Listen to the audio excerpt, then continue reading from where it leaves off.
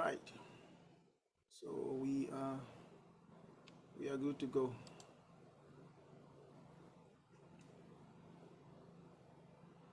We have 30 seconds. 30 seconds to get started.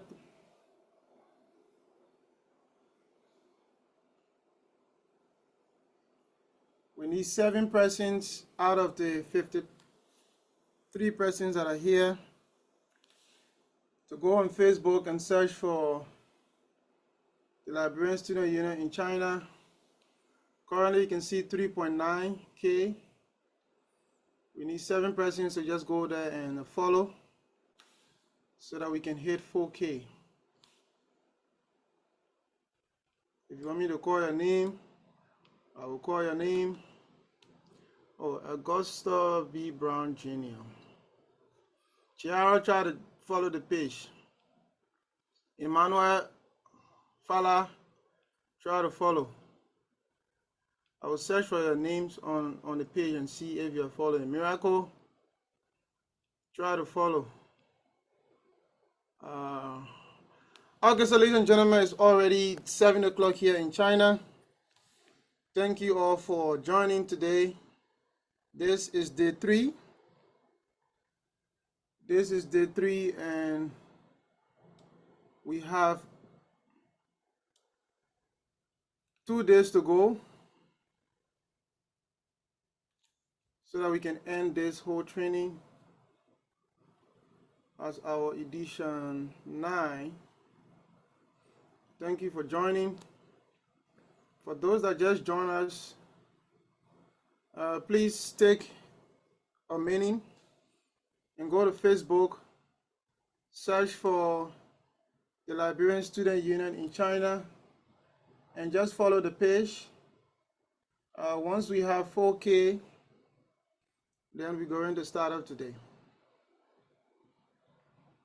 Okay? So please go there and follow the page. You can see currently we have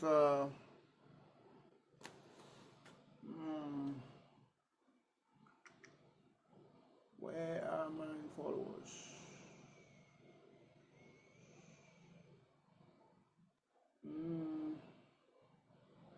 Okay, Sima, I see you already followed the page already. Banga, already follow.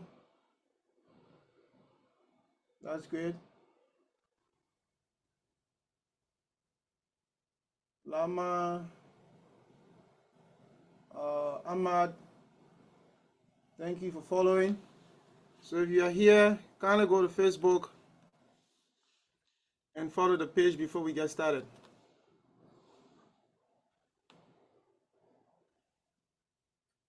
Kindly go there and follow before we get started.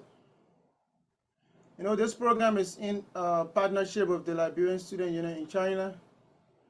So as your way of supporting or keeping updated with programs from the Student Union. Okay, now we are 4K. We are now at 4K. Thank you. Thank you. Keep following as we'll keep checking. See you. Yes, Richard? If you've been following me, you can unfollow. No, you don't have to unfollow. All right, thank you. Jeremiah, thank you for following. Miracle, thank you. And to every other person that just follow the page, thank you for following. So now we are at 4K. So welcome once more to day 3. As always, let us know where you are joining us from in the chat session by dropping your country name, or if you are in China, just drop the name of the city. Okay, good to see you again. I'm Keita from Haiyan, Jeremiah from Suzhou, Rachel from Beijing, Michelle from Liberia, Honorable Gaje from Wuhan, Sherman from Liberia, Abu from Wuhan, and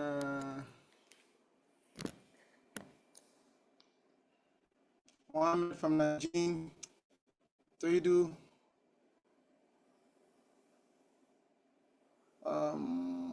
Sharon from Xi'an. Sharon has been here now for 3 days. Harrison from Liberia, Benga Joseph from Nigeria, Michelle Vampet, Honorable from Suzhou, our National Champion General, Augusta B. Brown from Liberia, Touré from Tianjin, Sise from Xi'an, Amarin from Dalian, Bobby Lane,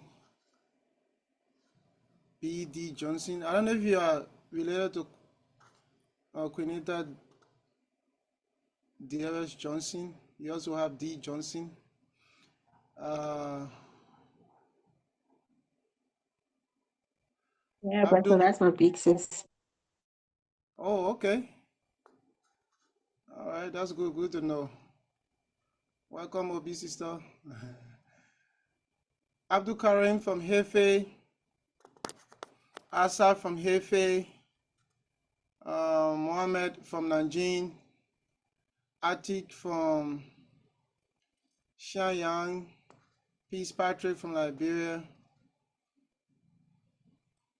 MD Islam from Xi'an, Jonah from Nantong, Gabriel Kung from Wuhu, Fade and our Prince from Nanjing, Farouk from Nantong, Elijah from Wuhan, Honorable Joe from Huan, Sima from Liberia, Emmanuel from Congotown, Liberia, Honorable Wilson, putting his future country, Eric Doe from Xianyang, Harrison from Beijing, Daniel P. Newman from Liberia, Abraham from Qingdao, MD Toidu Islam from Dalian, Matilda from Nantong. So thank you and welcome. Welcome. Mariama from Sierra Leone, Freetown. So on day 5, we will start to download the certificates on day 5. And to download the certificate, you have to come to the website here. Come under the training tab, you'll see certificate verification. You click on it, you will have access to this page, where it's going to ask you to input your last name or your certificate ID. So this is the site you use. After inputting your name here, you click on search. If your certificate is there, you'll see this orange writing will come here. Click to download your certificate. If no information about you was uploaded, then it will also indicate that there is no information about you. Rachel joining from Uganda, welcome. So this is it. If you have any problem with the downloading process, you can send us email using that mail, or through WhatsApp, WeChat, or any of the volunteers. You can reach out to them and they will try to help you resolve it. It's also important to know that we have already done half of the certificate. Let me see if I can pull that up. We have already done half of the certificate.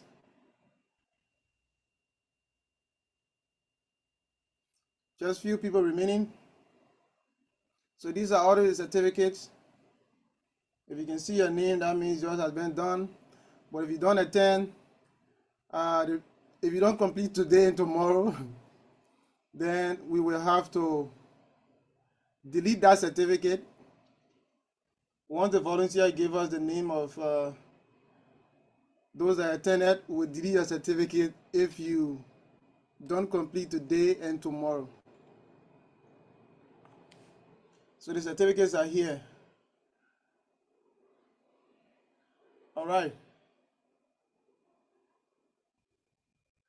And it's also the video for yesterday and previous days. They are already on the YouTube channel. They are already on the YouTube channel. You can go there and watch the videos, like, comment, or whatever you want to do with it. You can find it here on TIT page. You can also find it on the Liberian Student Union in China page as well. You can also find it here as well. Let me bring this guy down. Search for Liberian Student Union in China. You will find it on the YouTube channel, day 1 and day 2. And you can take screenshot of it. Maybe later on so you can follow. And please, for those of you that just joined, those of us that you met here, we follow the Liberian Student Union in China Facebook page a few minutes ago. We were at 3.9K. Currently, we are 4K followers now. So please follow the Liberian Student Union in China Facebook page. The link is in the comment section here. You can also search for the name as you can see it on the screen. Please search for Liberian Student Union in China and follow the page. We'll give you updates on those that are follow as we go along. It's just a simple click.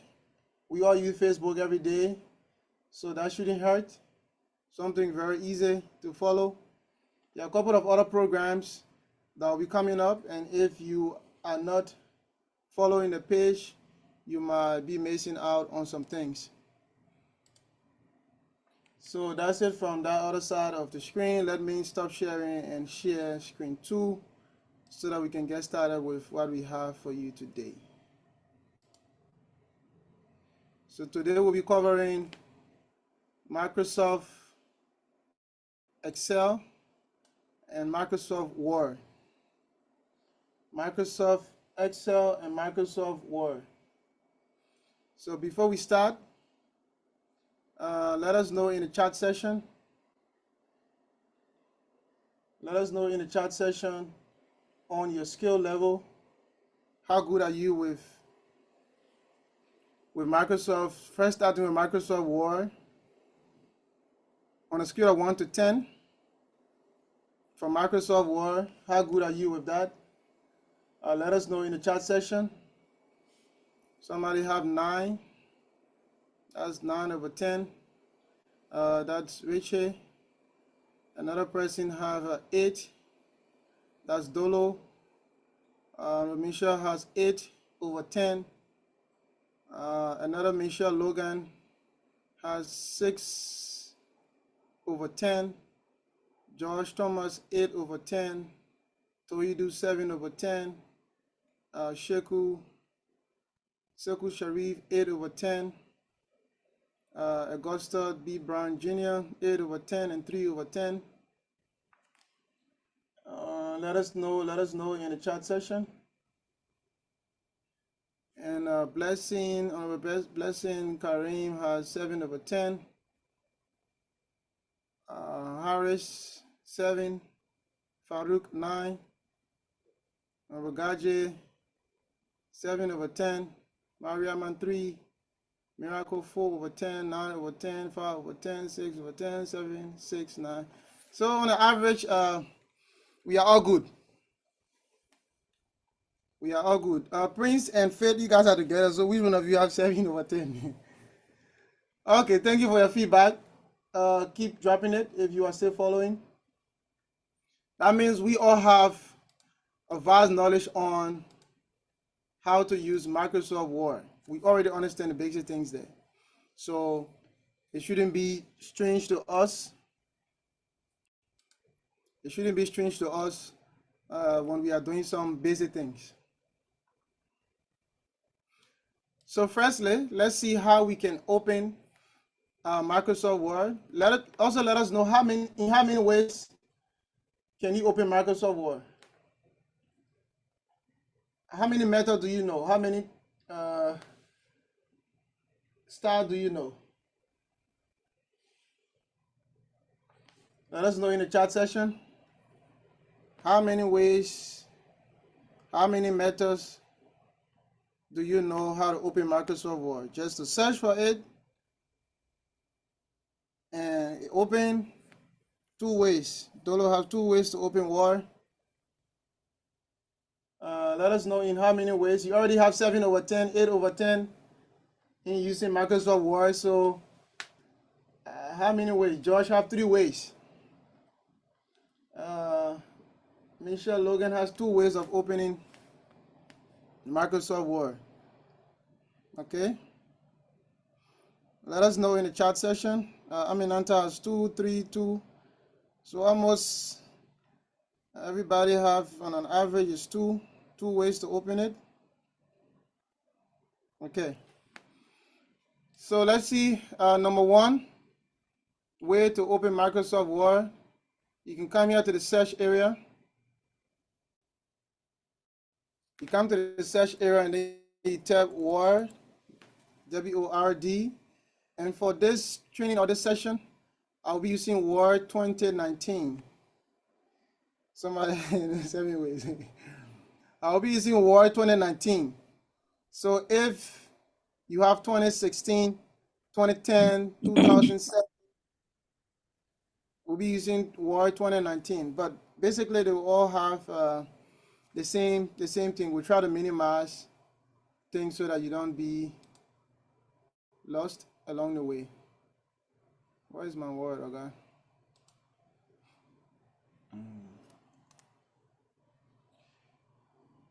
So you can come here to your search bar and search for Word, okay?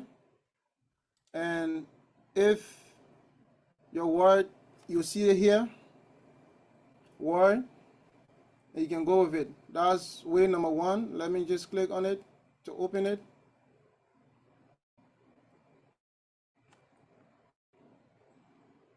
This is the first way to open it. You just search for Word and then you click to open it. The second way, let me also close this other Word screen that is here. Another way to open it, you can, if you already have it on your taskbar, you can just click on it. It will also open. That's another way to open it from your taskbar. And then another way to open it again is, if you have it on your desktop, you can also double click on it. That's another way. You can also use the run dialog box. The Windows key plus arrow is going to bring up the run dialog box, this one that have run on it. Then in this area, you can spell this function, WinWord, WinWord, WinWord, WinWord. Once you do that, it will also open your Microsoft Word. WinWord. So WinWord will also open your Microsoft Word. That's number 3 or 4 now. Another way to open Word, you can also open it if you are directly into your command prompt. You can also directly open it from your command prompt if you are already there. Let's run it as admin. You can open Word from your command prompt. You can also open many other programs directly from your command prompt as well.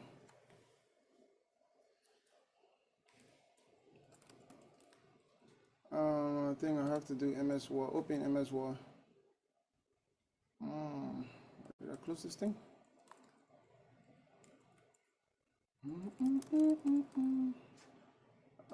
Let's run it as admin.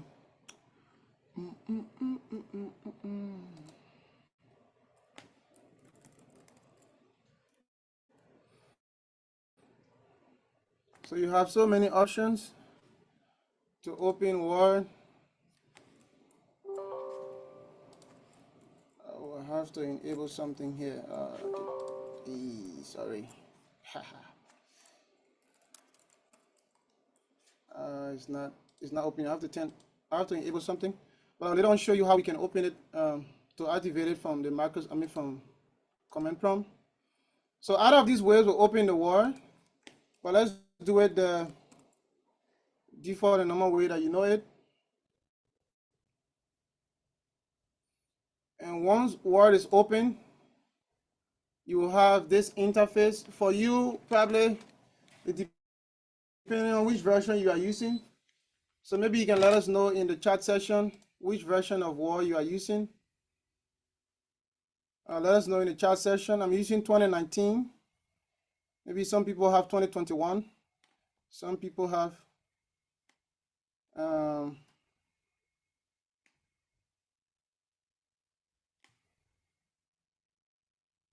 okay. I don't know. It's like I can. All right. Somebody using 2010, 2019, 2010, 2016, 2020. Okay. Somebody asked for my WeChat ID.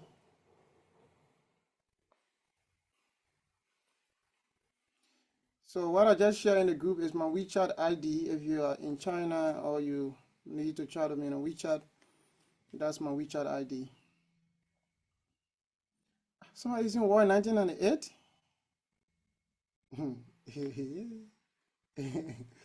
All right, so I'm using 2019. There's also 2021 version of Word. There's 2019, 2020, and the rest of you. So your default view or your initial view should be like this if you just open it. And you will have so many other things that you can even start up to do from here. You can open a blank document to start working with Word, or you can use templates.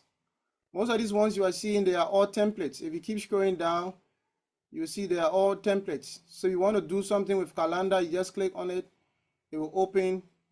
If you want to prepare some fashion brochure, you can also use it. Many people just use it for documentation, but there are different kinds of documentations that you can use Word for. There are different templates here. Maybe if you go to education, you have different templates on education related, like CV. Some of you, your CV, you need to update it. So you can use different formats here. They are all on education. If you check on the right side of the screen for categories, you have so many different templates here that you can go with. So many different templates. So it depends on what you want to do. If the resume or cover letter, you will see everything here about cover letter or resume. You can just click on it and get started with it. So you have different templates to go with. Okay, so you can see now, just click on one of those templates, and now it gives me this one. All I have to do is just change the person information from there to mine. So you have different templates that you can go with in Microsoft Word. So check around the templates and see which one you might want to go with. Yeah, that's my WeChat ID. IT_group B is my WeChat ID. So the next thing, after you open a blank document, maybe if you don't want to go with any of those templates and you click on blank document, it should give you this screen. This is the blank document screen that's going to give you. From this screen, there are so many things that we can explore just from the home tab. All of these ones up here, they are all called tabs or menu. The home menu, insert menu, draw, design, and so many other things we have here. You can even create your own. You can create your own menu and put different features into your menu. You can also incorporate third-party software like MathType. If you are doing research paper and you want to put formulas into your research paper. Somebody please mute Jeremiah. I don't know if he's in bathroom also. If you're using your research paper, you want to put formulas and different things, you can download this MathType and it's going to be integrated into your Word, and easily you can do your mathematical writing and everything from there. Even EndNote for your references, research, you can also use it from there. But if you just download your Word or using your Word, you will not find this. Like I said, they are third-party software, so you have to install it before you have it there. So like I said, all of these ones, they are menu, and these menus have different functions. We're going to go over each of them shortly. If you check at the very top, you'll see that we have the title called Document 2. That is because we have not saved this document yet. So it just come out as document 2 because I had another document that was open as document 1. So now this is document 2. So you will have to save it before the name here can change. And there are more other things we can do. If you're using a computer where it is more like a desktop, though it's a laptop, but the battery don't take longer time. The moment current goes, then the entire computer shut down. So if you're working on a complex report or you have taken your time to prepare your report and all of a sudden there's no electricity, there's a way in which you can be able to allow Microsoft Word to save your work by itself after a certain period of time. So even if you forget, it should be able to save as you keep tapping or as you keep working. We'll talk about that very shortly. Even up here in the upper right corner, you can see few quick access area, like to save, to undo, redo, and the mouse mode. You can have different options or different things here as well. You can even put additional things there. So I want you to check carefully. Currently we have 1, 2, 3, 4. There are 4 different functions here. So we'll be able to add additional things there that probably we use often, and we don't want to go be looking for it. We can just bring it right up here all by ourselves. More to that, you can minimize the page, you can maximize the page. For most of us that already have like 8/10, 9/10, these things shouldn't be new to you, but just for the sake of maybe those that will be following the video on YouTube later on how to use Word, they might want to go through all of the basics. Here we have rulers. We have our vertical and our horizontal rulers. These rulers help us to track the margin of our page. You can see right now the cursor is blinking right underneath this part of the ruler. So you can be able to either show this ruler or hide the ruler if you think you don't need it. There at the bottom, but before getting to the bottom, you realize that for each of these menus, they have a category. So like for the home menu, this entire clipboard region, you can see here in the upper right, left corner, you see clipboard. All of these things are under the clipboard category, like paste, copy, format painter. They are all under the clipboard category. So the person said go to home under the clipboard category and find this or do this. Then you start wondering, where can I find clipboard category here? So this is the clipboard category. And for font, the font category comprises of all of these guys. The font size, the font, making the text bold, underline, italic, uppercase, superscript, and so many other things. They are all these regions, they are all under the font. And all of these guys are under the paragraph category, like putting bullet points, numbering, your left, right, alignment, justification, indentation, line spacing, borders, they are all under the paragraph section. Under the star section is where we have the different kinds of headers and different kinds of stars. We can also create our own star, and that might be very helpful when you're doing something on table of content, or when you're working with a list of figures, list of tables, and you want to customize it to your own design. You can work with it using this entire star region. We'll show you as well how to use it. For this find area, you can find certain things in your document. If, for example, you have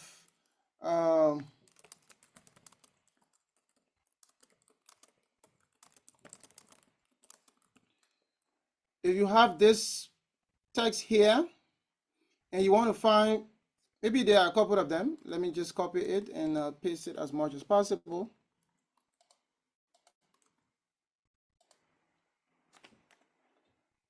You want to find a text that have certain word. Okay, so if you click here on find in the upper right corner, it's going to bring up this navigation pane right here. And then in this area, you can search. For example, you want to find like over. So once you tap over, it's going to check in your document and show you every, and to highlight every other places you have over. So this might be helpful in some ways when you are checking on if you forget to remove certain thing or certain word from your report. You might also use this find area as well. But interestingly, you can use the replace. The replace gives you the option for you to find something, but then replace it with another thing. So in this case, maybe it's a maybe 90 pages report, and you want to find over and then replace it with something else. So let's say quick brown fox jumps over the lazy dog. So quick brown fox jumps jump pass. Okay, so let's use pass. So you observe that everywhere that we have over in our document, if I click on replace all, it's going to change over. Here it gives us a notification that it have made 10 replacements. So everywhere that we have over has been changed to pass. Now if we search for over, we'll not see anything here right now. But now if we search for pass, we'll see that everywhere that we had over before, we now having pass there. So it becomes easier for you to just make changes to your document that have so many pages, and you don't have to go through it one by one to find exactly those words that you want to change. And you don't have much of a time. You have to give the report and all of that.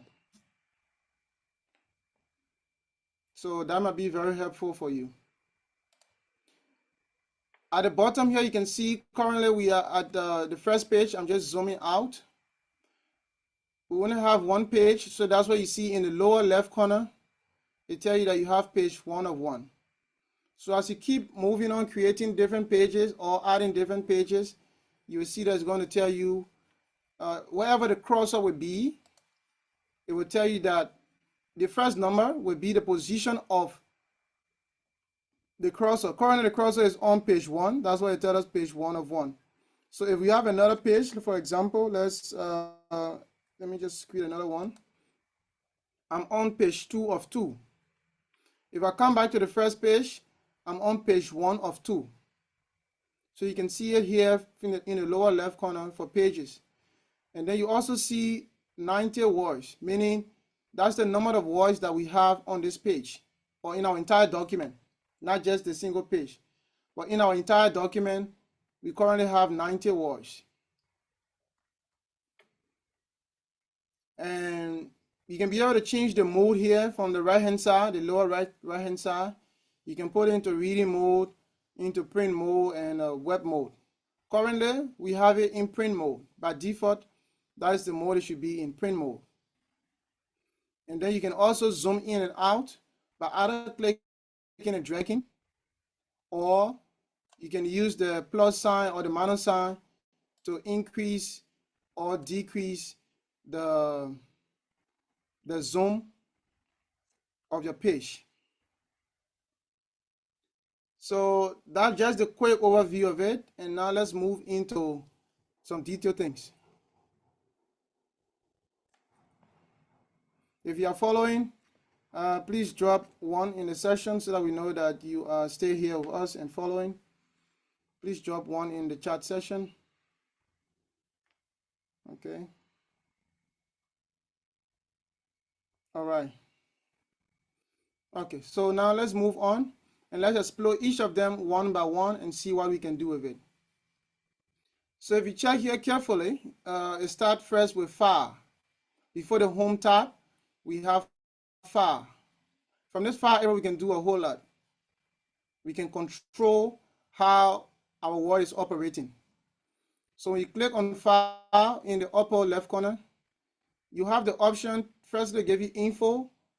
Give you info about that particular document, when it was created, who created the document, and all of that. Later on, we'll show you how you can change it. Because if you send me a Word document, I can be able to know if that document was done by you or which computer that document was written on. So sometimes you might be very careful when you are sending your report. Maybe your friend do it for you on their computer, and Word capture the username of that computer, and you send it to the other person. If the person knows, they might be able to actually see who did that report. Or maybe it's the Laoshi or the teacher, and he's just trying to check all of your document, and he sees that all the report coming from one user. Maybe people are just changing only their name, their ID number, but then the owner of that document, the original owner of that document was this person, and that can also be changed, and that can also be harmful as well for you. So everything you can find here on info about that particular document you are working with. Up next to new, if you click on new, it's going to allow you if you want to create a new blank document, or if you want to go back to the same templates that we talked about at the beginning. So it's up to you on what you want to do. If you click on open, open is going to show you if you want to open if you want to open a specific folder, or you want to open maybe a particular document. You can be able to browse now from different locations. You can browse from different locations to find the document you want to find. But your recent documents, your recent folders will be shown up here. So you can be able now to just easily navigate there. But if they are not here, you can browse, or you can click on this PC. If you double click on this PC, now it will take you to search your computer to find that particular document you want to find. Okay? To find a particular document you want to find. Once you do that, you just click on open, it's going to open. If you click on save, the difference between save and save as is that the very first time you have the document, or you open the document outside of work, save can work as save as. Save can work as save as for the very first time. But after you already saved the document and you click on save, you are just saving the changes you have made since the last time you saved the document. They are just changes that you have made, you are saving. Save as operates in a form where it allows you to choose where you want to save your document. So maybe if you already have a copy of that document, save somewhere. If you already have a copy of that document, save somewhere, you want to create another copy and save it in another folder, then you can use the save as option here. So when you click on save as, you find where you want to save it, you find that location, and then you can go about saving it there. You can now choose different name. And down carefully, you check under here, you see the author right here. it shows that the author is Guru B. That's what we saw from the other side. So you can come here and change, remove Guru B here, and just put maybe administrator. That might just go as default for most of the computers.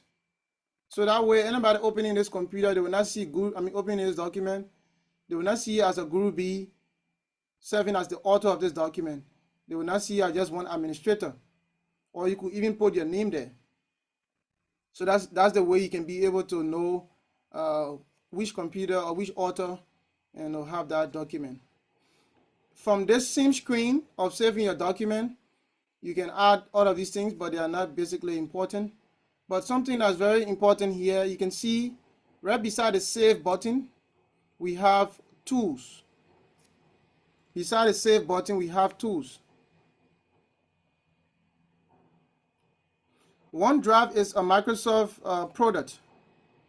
The same way you have Gmail, OneDrive is another drive given to you as a part of the Microsoft product, where it allows you to save your files and photos into that drive, which is online.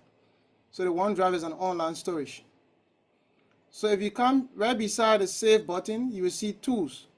When you click here on the drop down, you have the option to put a password on that document. So when you come here to general option, you can do many other things like password to open. So anytime somebody want to open that particular document, they should enter the password before they can open that document. So it might also be helpful if it's a sensitive document you're sending, and you don't want anybody to just read the content.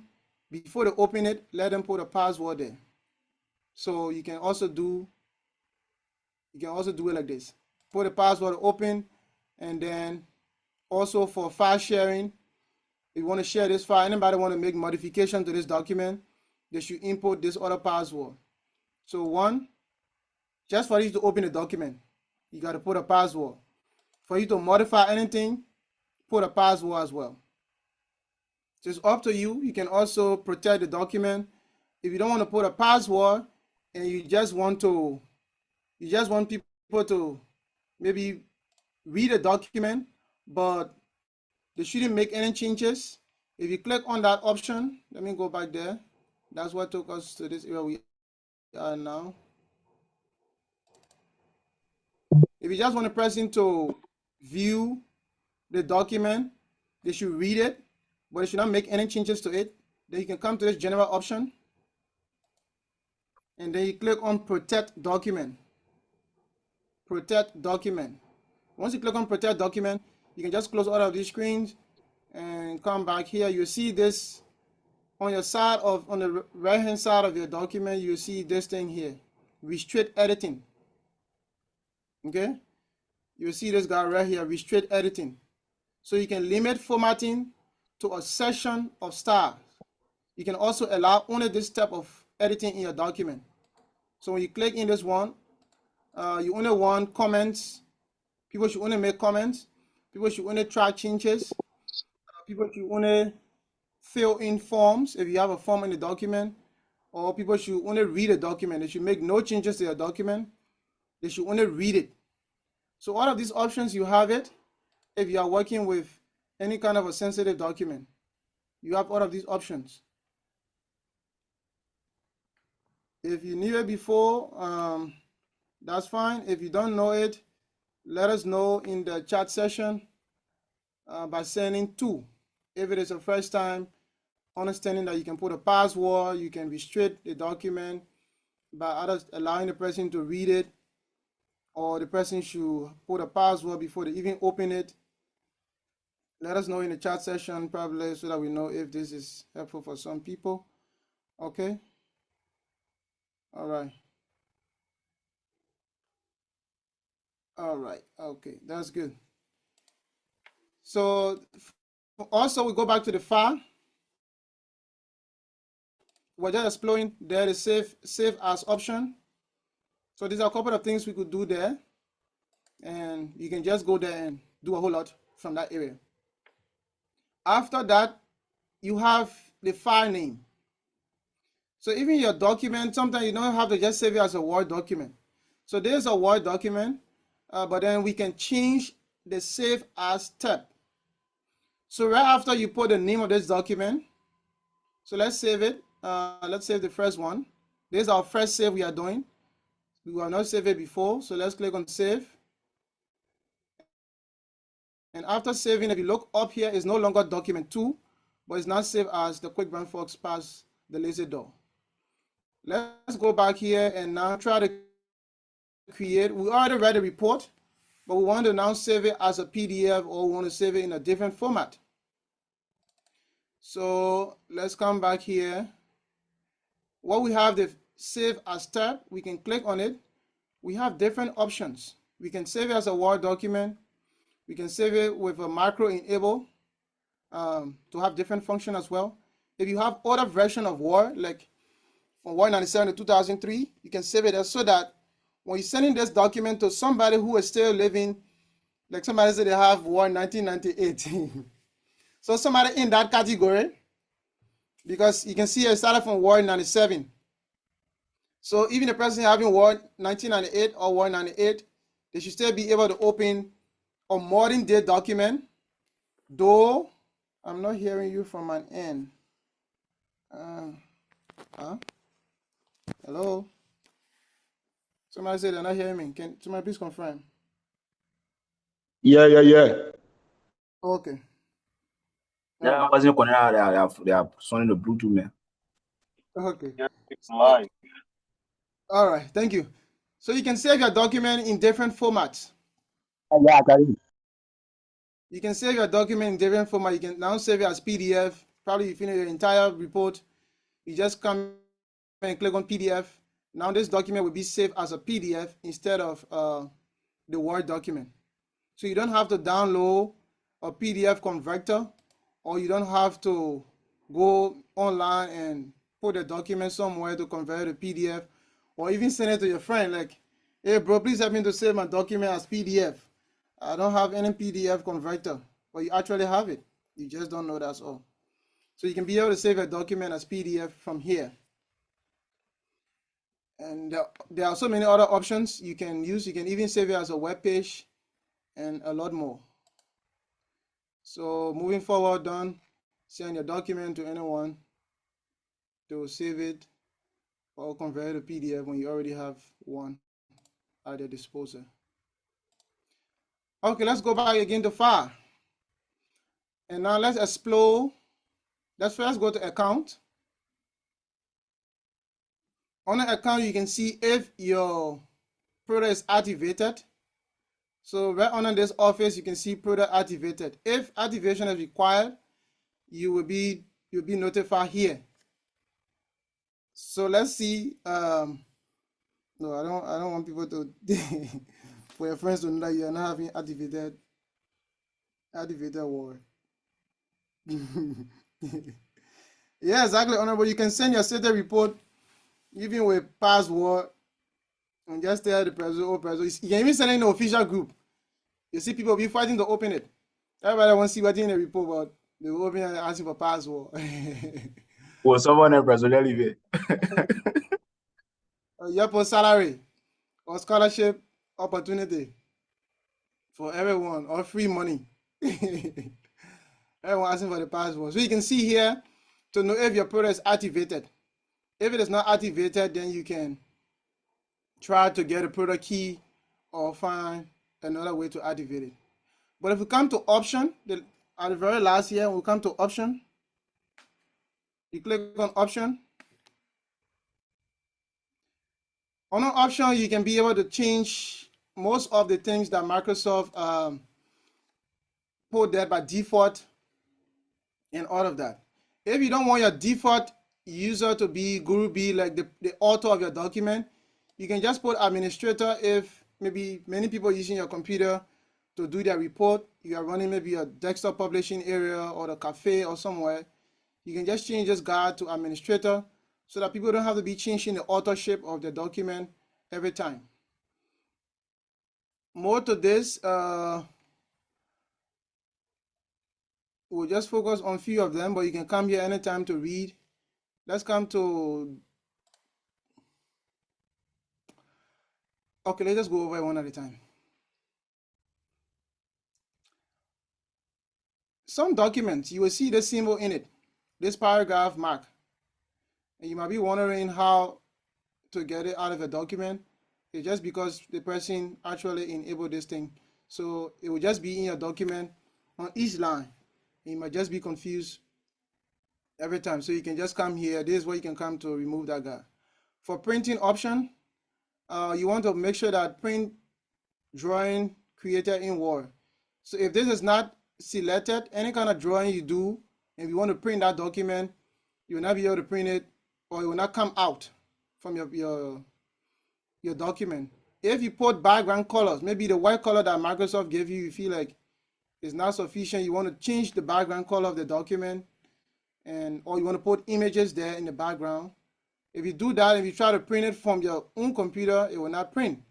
You got to make sure you enable it to allow your Word to print any document that have background color or images. So they are all self-explanatory here. You can go about it. Let's come to proofreading. All these ones, they are all checked, like ignore words in uppercase. So words in uppercase will not be read as error, or you will not see red line on it. So you have to be very careful when you are spelling words with uppercase to make sure that it is properly spelled, because Word will no longer now give you any spelling correction for words that are in uppercase. So if you don't want this, you can just uncheck it, so that even if you have words in uppercase, it will not be ignored when it comes to checking the spelling and grammar. But if you are sure of your spelling, you can leave it here. You can also tell Word to ignore words that contain numbers. Also ignore internet and file addresses, and also flag repeated words. So all these ones, you can check them as you go along the way. For spelling correction, if you want also Word to correct spelling or check your spelling, you can also enable all of these things to check your grammar and all of that. They can check everything here. To the save option, what I was talking about in the very beginning, that you can allow Word to save your work as you keep tapping or as you keep working. Probably you are having electricity problem and you don't know when current will go. You are just there hoping that you have current. But then, like for mine, it will save after every 2 minutes. Okay? After every 2 minutes, it will save by itself. So as long as I save it initially and I just keep working, or if I leave this computer and go outside for 2 minutes, whatever I was doing before I go out, it will be safe, and next time I come back, I will still find it. So in the event where I go out, and then within that 2 minutes it's safe, but then current go, and then I have to restart my computer, I will still have the ability to recover this file from this location. You can also change the location for yours to put it to somewhere that you can easily remember, but your recovery file will be here. So this should be helpful for some of you who have internet, not internet, but electricity problem. And your default saving or save as option, you wanted to save as a Word document. If you want by default, it should save as Word 97, or it should be saved as text file, or whatever option you want. You can choose your default here.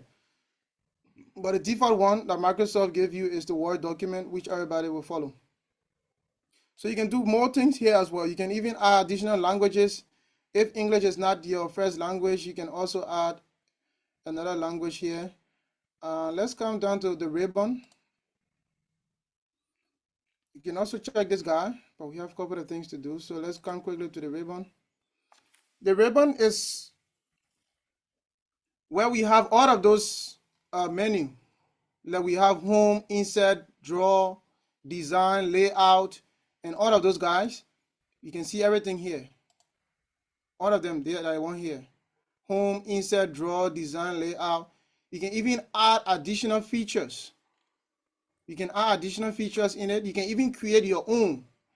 Currently, you can see that I have EndNote and all of these guys. If I try to create my own tab, I can create my own tab and say new tab.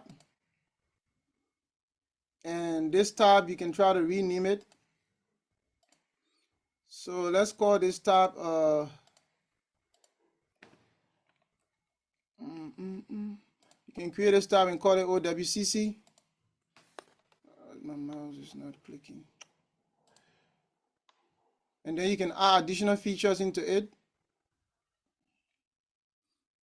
Let me uncheck it quickly. Okay, we'll turn it off. Let's take it from the home. Expand this home, and then from the home we have different categories. We talk about the clipboard, the font, paragraph, style, editing. You can also decide to remove certain things from there or add certain things there on each of those categories. So you can play with the default thing that Microsoft gave you. You can add your own things there as well.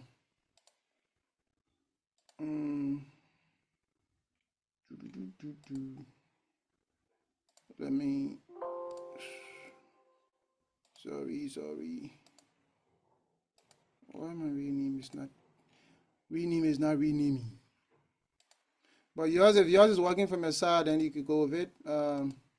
You click on rename to change the name instead of new tab. To change the name and add your own name or whatever name you want. You can also add it from here. And if you create that new tab and you want to add features into it, for example, if we leave it there like this as new tab and we don't change the name, we can come here to this new tab and then we add features into it. So features that are on the left side here, we can add it into those, the new tab we just created. So you just click on it and then you say add. You click on add. So you can see here on a new tab, I have copy. If I also want to add maybe to draw table, they should all be under that specific tab. So you can create a new tab where you put things that you use frequently. You can have your own tab and just put everything there. Let me click on OK. And you can see here after home, I have new tab. And that new tab, I have copy, I have draw.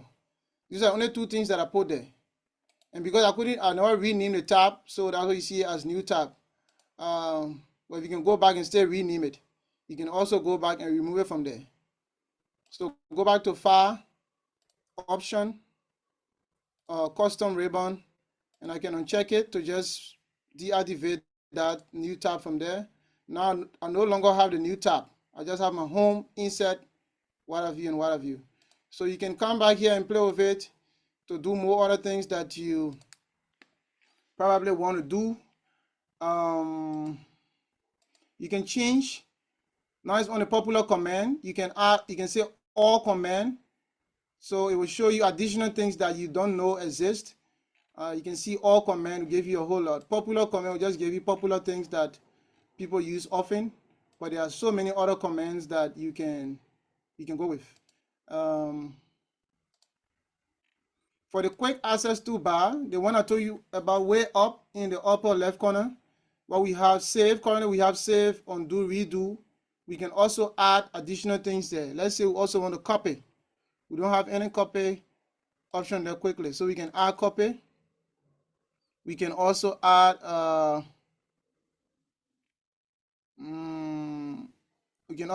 paste. Now when I save it and I look way up here in the upper left corner, I can now see the copy and paste being added. So when I highlight this text, you will see that copy is available, paste is also available. So things that you want to use quickly, if you don't want to put it in a new tab or create a new menu for it, you can be able to put it up here on things that you work on most often.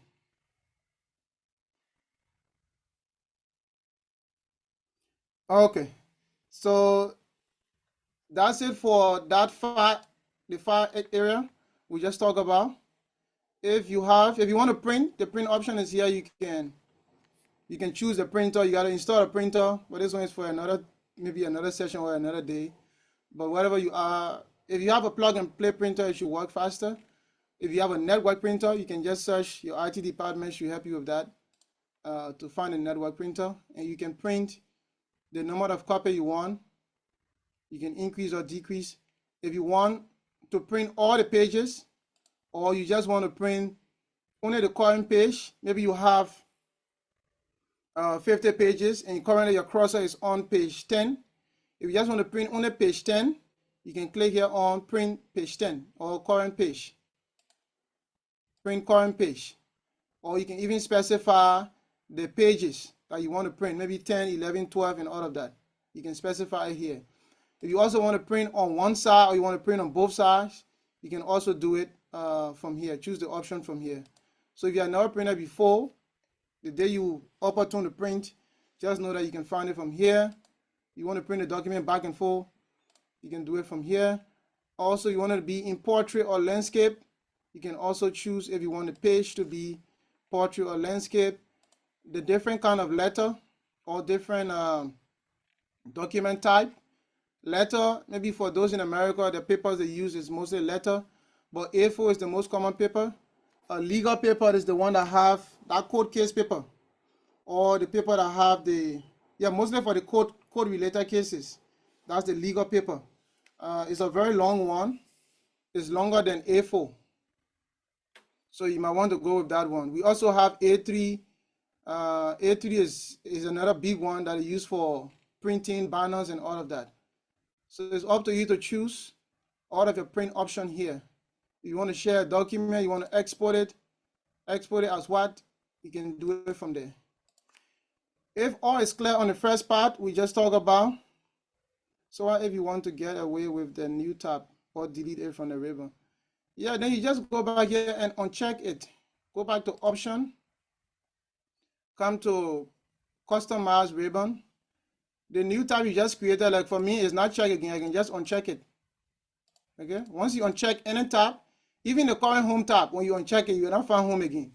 So if you want to maybe trick your stuff for your friends or your brother or your sister, you can just go ahead and uncheck. Oh, Olano. You can uncheck them, and then the person open the word, they can find any tab.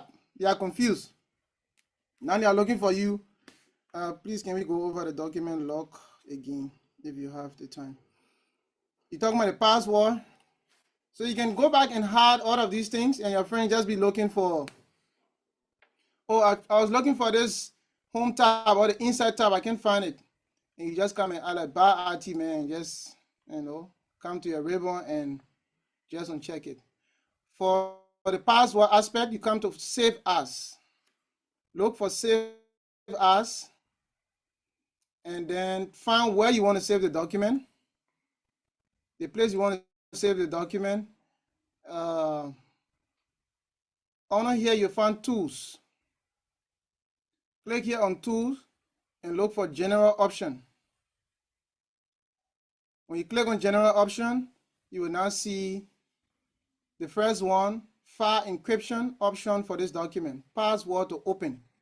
So for the document to be open, if you want password on it, you put a password there. If you want to put both, after the person open the document, they put a password, and then for them to change anything or modify anything, they should also put additional password. So these two passwords can be different. They don't have to be the same. So that's where you can find it. If you don't want to put password, but you just want people to read the document, but don't make any changes, or they should only make comments, then you can protect the document. Use the protect option. All right, so that's it for that side. Let's come down to explore each of the menu. If all is clear, please send clear before we start to explore each of these menu or tab. If all is clear.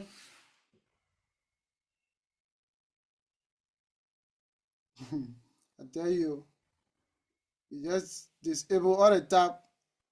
The guy's just looking for where they can find a tab. They can see it. Okay, somebody say 80% clear. C'est clear, c'est clear. If you are following, please let us know in the chat session. Don't sleep in class. Don't sleep in class. Let us know. Send Claire. If you see your classmate sending Claire, you don't know. Okay, somebody send one. I think you never wake up. If you see your classmate sending Claire, you just send Claire. I call Vetan. You just woke up. Okay, I'm here.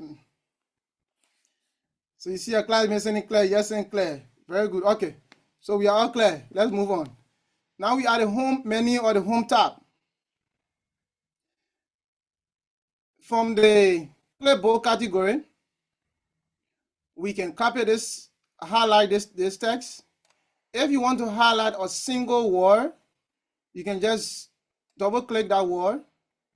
If you want to highlight the entire line, you can do it 3 times. You click 3 times. Okay? Only if you want to highlight the THE, you just double click. Let me zoom in my screen. If you want to highlight this entire line, instead of you clicking and dragging your mouse on the reach here, you can easily just click on THE 3 times. 1, 2, 3. It will highlight the entire line. Okay? So you can do it like that. If you want to highlight everything, it's Control A, or you can just click and drag as you want. But Control A should help you highlight the entire writing. Or a blessing. If which one is not clear, let us know in the chat session. Maybe some of your classmates will even give you the answer from there. But you can send your question in the chat session, or you can raise your hand if it's not clear. So the highlight, like we said, Control A will highlight all. If you double click the THE, it will highlight only THE. If you triple click the THE, it will highlight the entire line. Okay? It will highlight the entire line. So let's highlight the quick brown. We can, if we cut it, we talked about cut, we talked about copy yesterday. So the same concept apply here. If we cut this guy, it will be removed from the current position. So if you cut this guy, it's no longer there. If you cut it, it's no longer there. Okay, but if you copy it, it will still be there. You can go and paste it to wherever you want to paste it. Another beautiful thing that you can do here that I learned from at the time doing my bachelor's thesis. That's when I saw the professor doing it on my work, and I just saw him doing it, and I got it. Though it was there a long time ago, but I don't know. So let's edit this second line, right?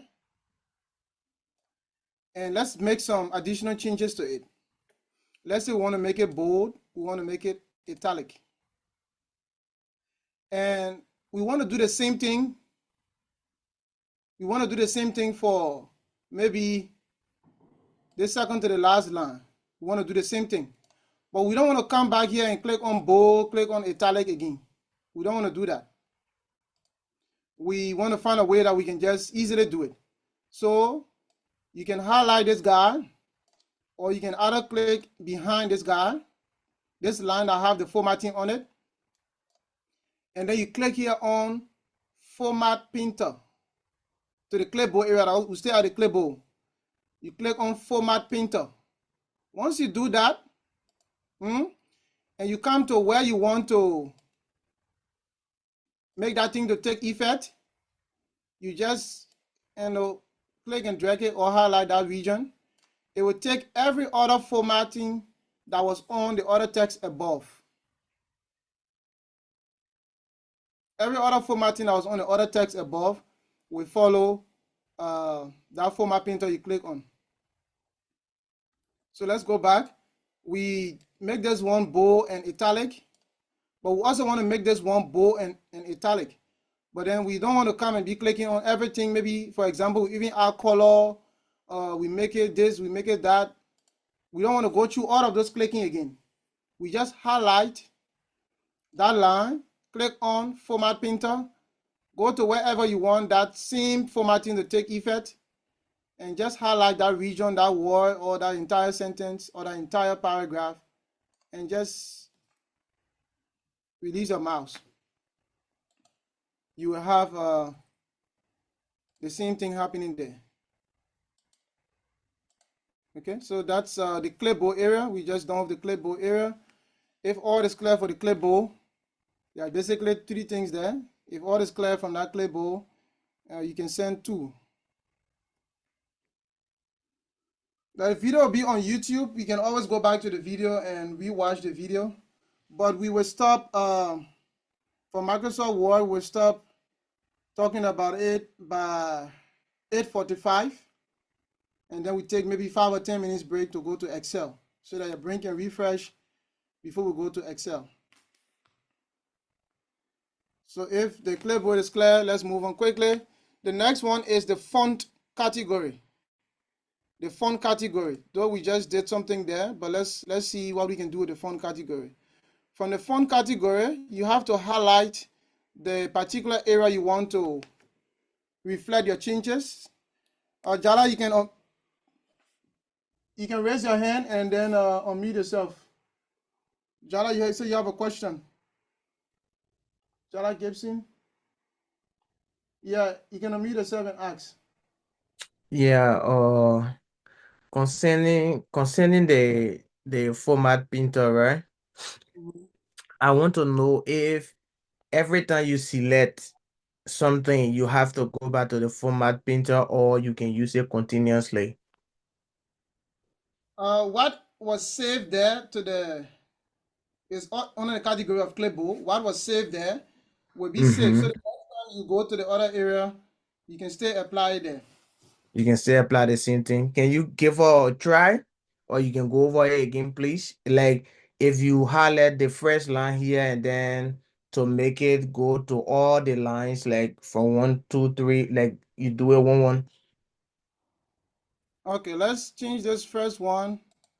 Bold, change the color to red. Maybe underline it. And then we can now click on Format Printer. I can either click and drag to highlight everything. It will take effect one by one. They will take effect on that line. Or I can do it on one line at a time. I can also do it on a particular word. Maybe only want it on this section of it. It will take effect on that particular section of it. So whatever place we want it or however way we want it, we can be able to go with it. But then you have to, the next time you want to go with it, you have to specify if you still want to go with the same formatting that is here. Because if, for example, you just click here now, or you highlight this guy, and you click on Format Printer, it will not take effect, or it will not copy the one that is in red, because the one is in red is different thing. The one you highlighting now to apply Format Printer, it will only take the formatting that is already there for that particular section you are highlighting. So every time you want to do new one, you have to go back and highlight it, right? Yeah, you have to go to that particular one you want to reference and highlight the one you want to reference and go to where you want to make that to take effect. Yeah, because the reason I ask is that sometimes you can be writing that you need to make the subtitle bold, like for maybe 4 to 5 paragraph, right? But then you can highlight everything because it can be between some paragraph that you don't need to highlight. So that's what I was asking, that maybe if you having to select it one time, if you can apply it to all the What we can section that you want to use it on. What we can do for this question, we can create star. When we come to the star area, you see we'll do something about it. We can create a star. Okay. And in that star, we can, for example, you want to say, you want to create something for your list of figures, list of table, or even your heading 1, heading 2, how you want it to be. So the next time, you just go to that area and click, and I will show you quickly when we get there. I think I understand what you're talking about. All right, so the next place is on this font category.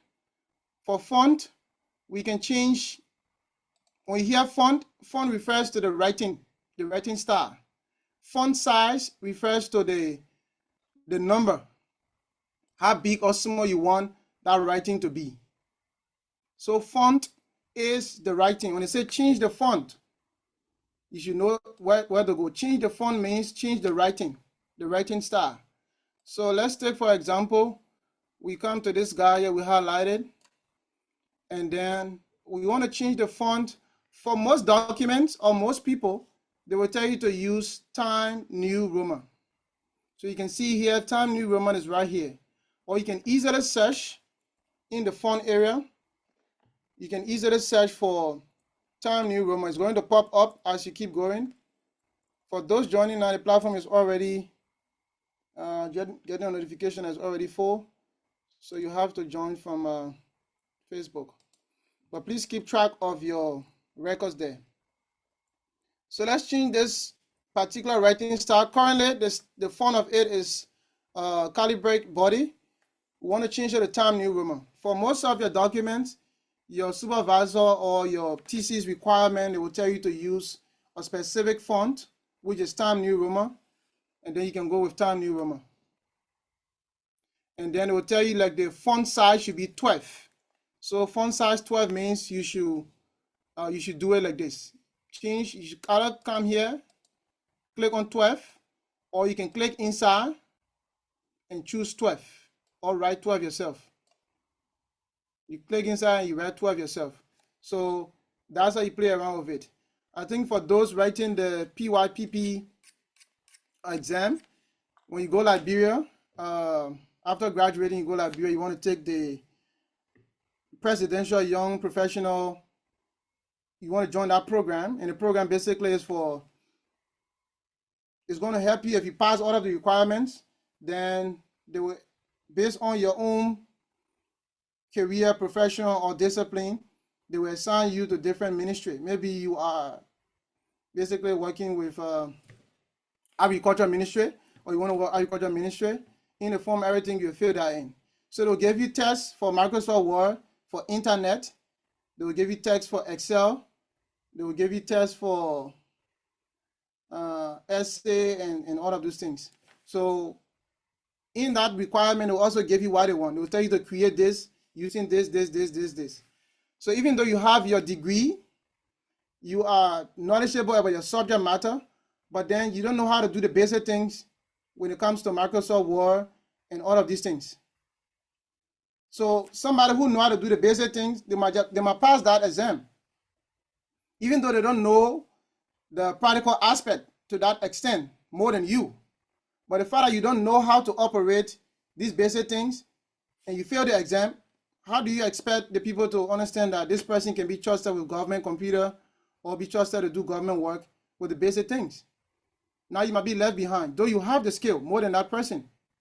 So it's important for you to make use of these sections, especially for those that will be going into that area. That was just a heads up to you. Let's move on. So we change the font and the font size. We can also make it italic. Italic is just to slant the text a little bit, make it bold to make it darker on a line, just to put a line on it. So these ones, they are basically easy. Control B will also help you to do it. If you come here, you see the shortcut keys for them. Control U, Control I, Control B will help you to do this faster. So you don't have to be clicking, moving your mouse when you already have a keyboard. Control B, Control I, Control U. They should help you to do these things very, very quicker. This one is for you to make the text bigger or make it smaller. For example, let's increase the size. So instead of me using this guy, I can use the big A. When I click on it, you'll see that the text or the font size will be increasing. When I click on the small a, it will be decreasing. So if you don't want to use this guy, you can also use the small a, big A. This other one I have small a and big A together is for you to either decide if you want the text to be uppercase, lowercase, sentence case, and different kind of case, camel case, and all of that. Let's say you want to capitalize all of the writings. You can use uppercase. Now you have capitalized all of the writing. This might be helpful in a sense where you have an entire document and the person says, oh no, I want you to make all of the writing to be uppercase. Now here you are confused, worrying that you have to go and tap this thing all over. But you don't have to do so. You can just come here and then choose uppercase. If the person said they want it in lowercase, you come and choose lowercase. If they tell you they want it in sentence case, a sentence according to the way you learn English. A sentence start with a capital letter like that. So it will capitalize the first word, which is the THE, the T here. It give you a sentence case. So you can choose the different one that you need to go with. This one just to put color. If you want to make the color of that writing to be whatever it is, you can put a color on it. Okay. If you want to put highlighter on it, you can also highlight a particular section of your document and superscript, subscript, and all of that. So this one is a superscript. This one is a subscript. So you can be able to play, especially when you're dealing with numbers and you want to put superscript and subscript into your document, you can use this guy with it. So let's go quickly. We have a couple of things. Maybe I'll just review this guy, the home tab. Then we do something quickly, and because we have 25 minutes to close the session for Microsoft Word. Word is very complex. We have, not complex, but it's buggy. So many things to learn. So up next is the paragraph section. So in the paragraph section, we have this first one is to choose the different bullet points. If you want to have this bullet point, this one, whatever bullet point you want, you can go with a particular bullet point. Let's say you want to have a check mark to number 2, and then number 1, you want to have another bullet point of this one. So this is where you can find it. Another option is if you want to use numbers or numbering your document, you can come here and then choose the kind of numbering you want.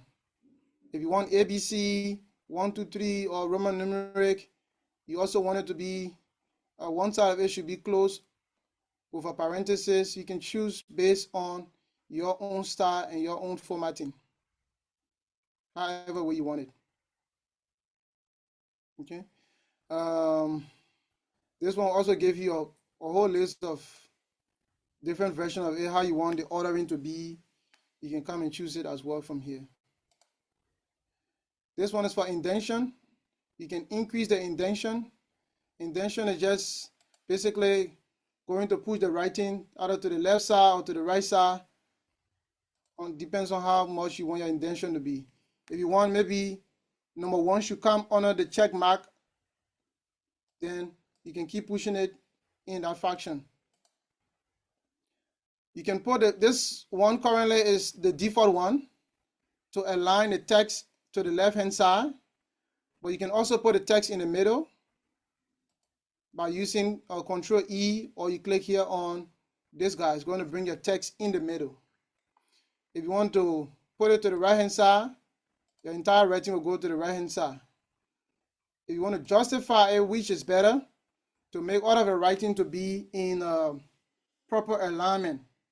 Some shouldn't go the other side, another one go the other side. So you can highlight everything here, and then you click here on justify. So justify should now allow you to have a centralized text for all of your writing. Not centralized per se, but to have the right and left margin to be intact. This guy will help you with distribution of the space. If you have too much spaces in your writing and you want to distribute it evenly, you can use this one. But this one is mostly used when it comes to research or writing your reports. They will tell you to use line spacing of either 1.5 or line spacing of 2 or line spacing of 1.15 or line spacing of 1.0. This is where you can find a line spacing. Line spacing will just create a little bit of or more space after each sentence or after each word. But basically line is going to go by line. So you can see here now on line spacing of 2.5, you can see I created a gap in between. This gap that I created in between, you cannot be able to tap inside. You can tap in between this this gap that is created. Okay, you will not be able to tap inside. So that's the line spacing, but most time I will tell you to do 1.5. You can make it automatic by clicking right here on this drop down. For each of the categories, they have a drop down right here. There's a little icon right here. When you click on it, now you can specify moving forward. I want all of my line spacing to be 1.5. All of my line spacing in my document should be 1.5. So that way, when you're writing your thesis, you don't have to, when you're starting your work, you just want to set everything and just move on. You don't want to be moving here and there and forget that maybe at a certain point in time, you didn't use line spacing of 1.5. So you set it up here, line spacing 1.5. And then if you want this thing to skip 2 characters, like for Chinese thesis, they might want to, the first sentence, the first word, they might want you to skip 2 characters. For Hoha people, they might want you to skip 2 characters. If the sentence is starting with, let me remove this bullet. Okay, let me use this guy down here.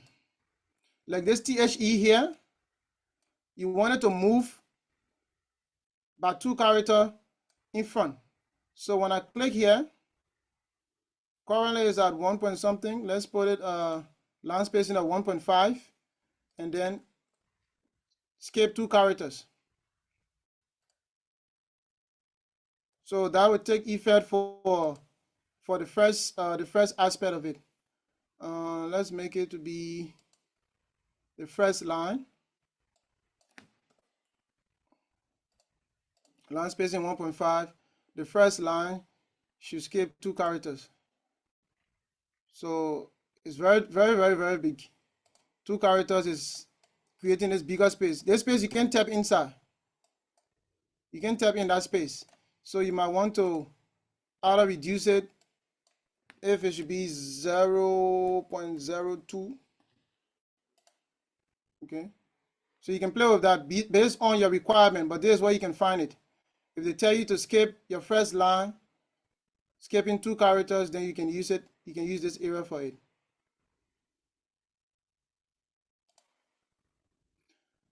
Let's go quickly to the star, and maybe the star section will be helpful for those that want to do their table of content and other aspects. Let me remove all of the formatting on this document. Okay. Can the line spacing be referred to as double line spacing? No, it's line spacing. It can be referred to as double line spacing. You also have double line. You have 1.5. You have at least. You have exactly a multiple. So double line spacing is different from line spacing. Line spacing is just a general term, but on a line spacing you have different type of line spacing. So it's not the same as double line spacing. So up next is the star session. In the star session is where we can determine when we want to create our automatic table of content. So let's put this, let me zoom out a little bit, and we'll put on the first page there. Okay, you stop right here. So let's work with this text right here. And let's say we want to, yeah, Edward, I'm coming, I will get you, just keep your hand up. Let's say we want to make this guy to be chapter 1, the heading of chapter 1 of our thesis, of our report. So this one, we want it to be chapter 1. We have, in the section here, we have different heading 1, 2, 3, 4. So as you keep going, additional headings will be coming. But heading 1 is the bigger one. As you keep going down, that's how it becomes smaller. Heading 2 is next to heading 1. So the size and everything of heading 1 will not be the same as the size for heading 2. And once you click on heading 2, you come back here, you see heading 3. You click on heading 3, you see heading 4, like that, so forth and so forth. So let's make this one heading 1. Okay? And you can format how you want the things to be. Maybe heading 1, currently the default one. The font here, meaning the writing style, is the calibrate light, and the font size is 16. All right? And the color here you can see is kind of a light blue. So you might want to change how this heading 1 is reacting so that the next time, anywhere in your document you choose heading 1, it should take effect on the changes you specify, like the question of Jala. Because currently, when I go with this, let's say I finish giving us one heading 1. Let's say I give this guy here heading 2. No, let's put on heading 2. Now you can see after I click on heading 2, heading 3 already come. When I click on heading 3, heading 4 will come. Let's make this one to be heading 3. So you can see the difference. Heading 4 already come here. But let's make this one again to be heading 1.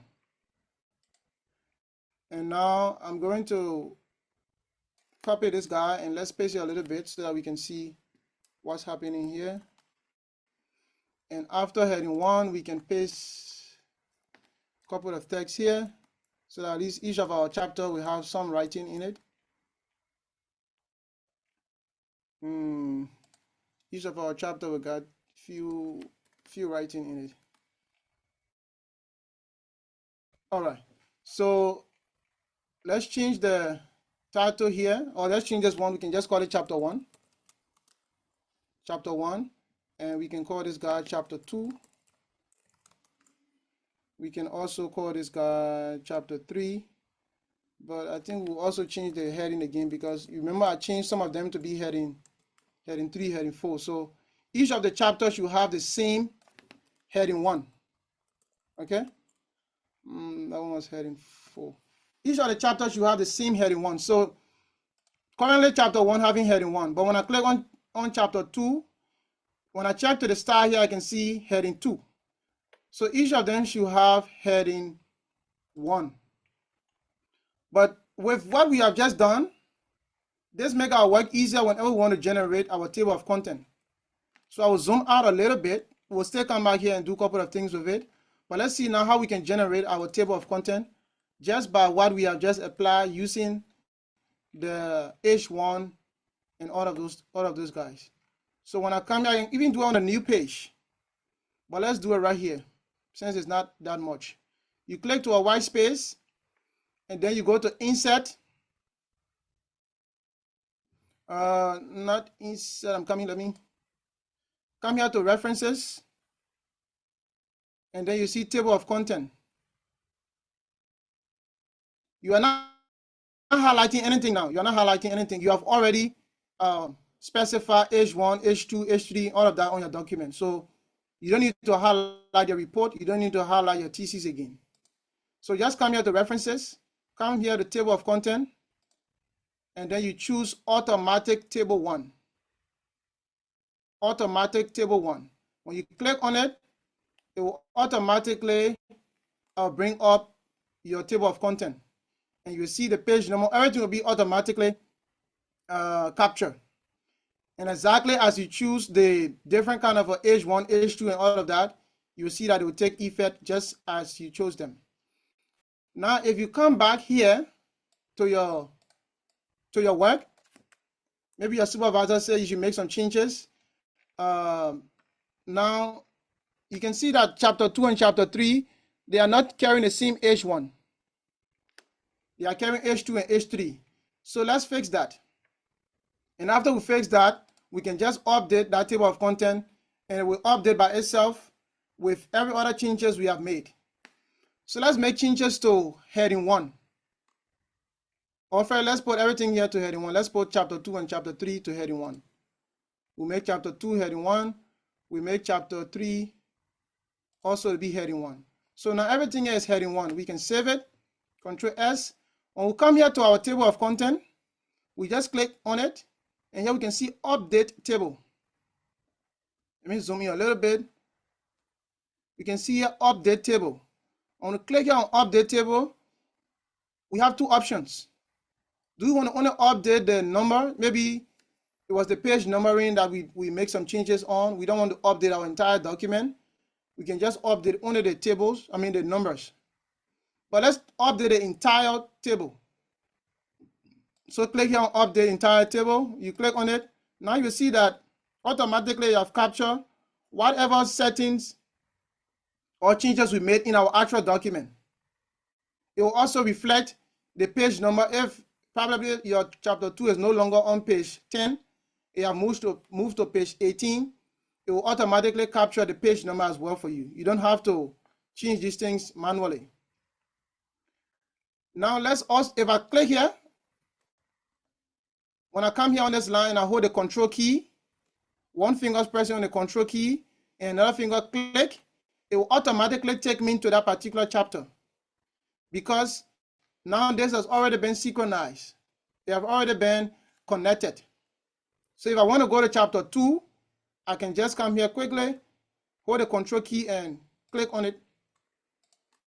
It will take me straight to chapter 1, whatever place that I go. But then maybe our university don't want us to make our heading 1 to be blue and to be 16, also to be calibrate light.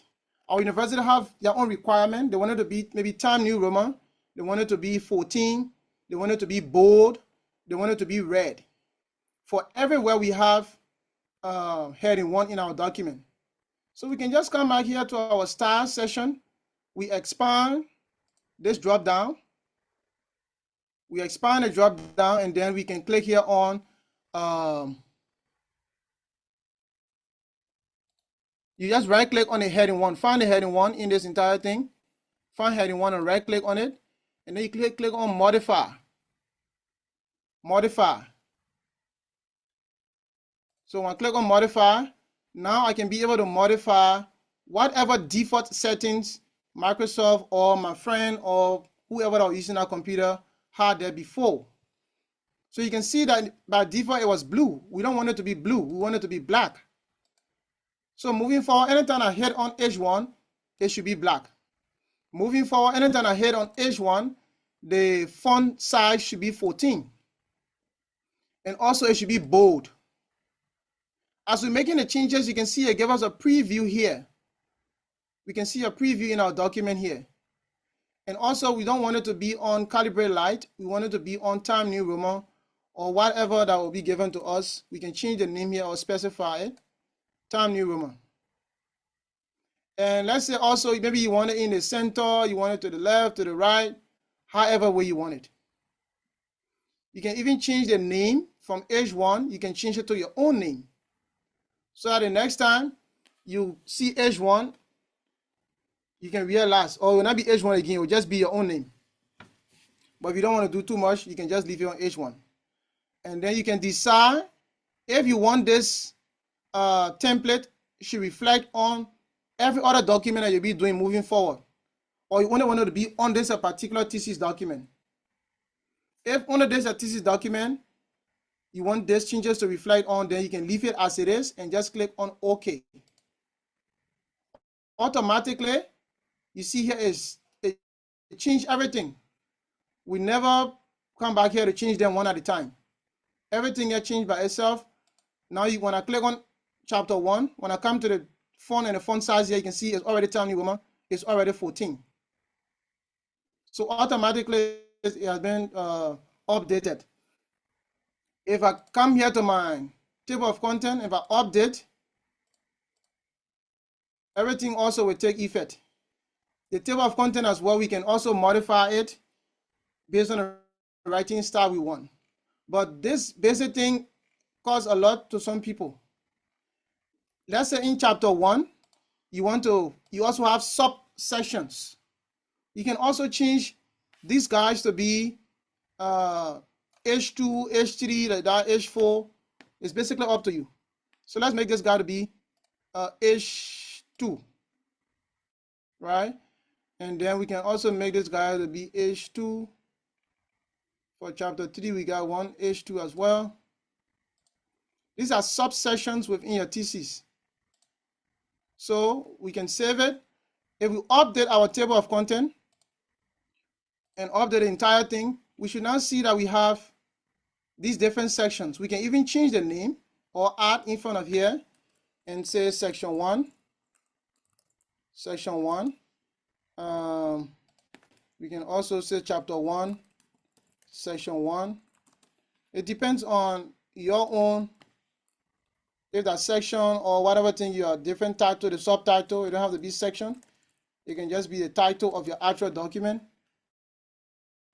So when I come back here to my table of content and I update it, I will now have what I was looking for. Section 1, everything will be reflected.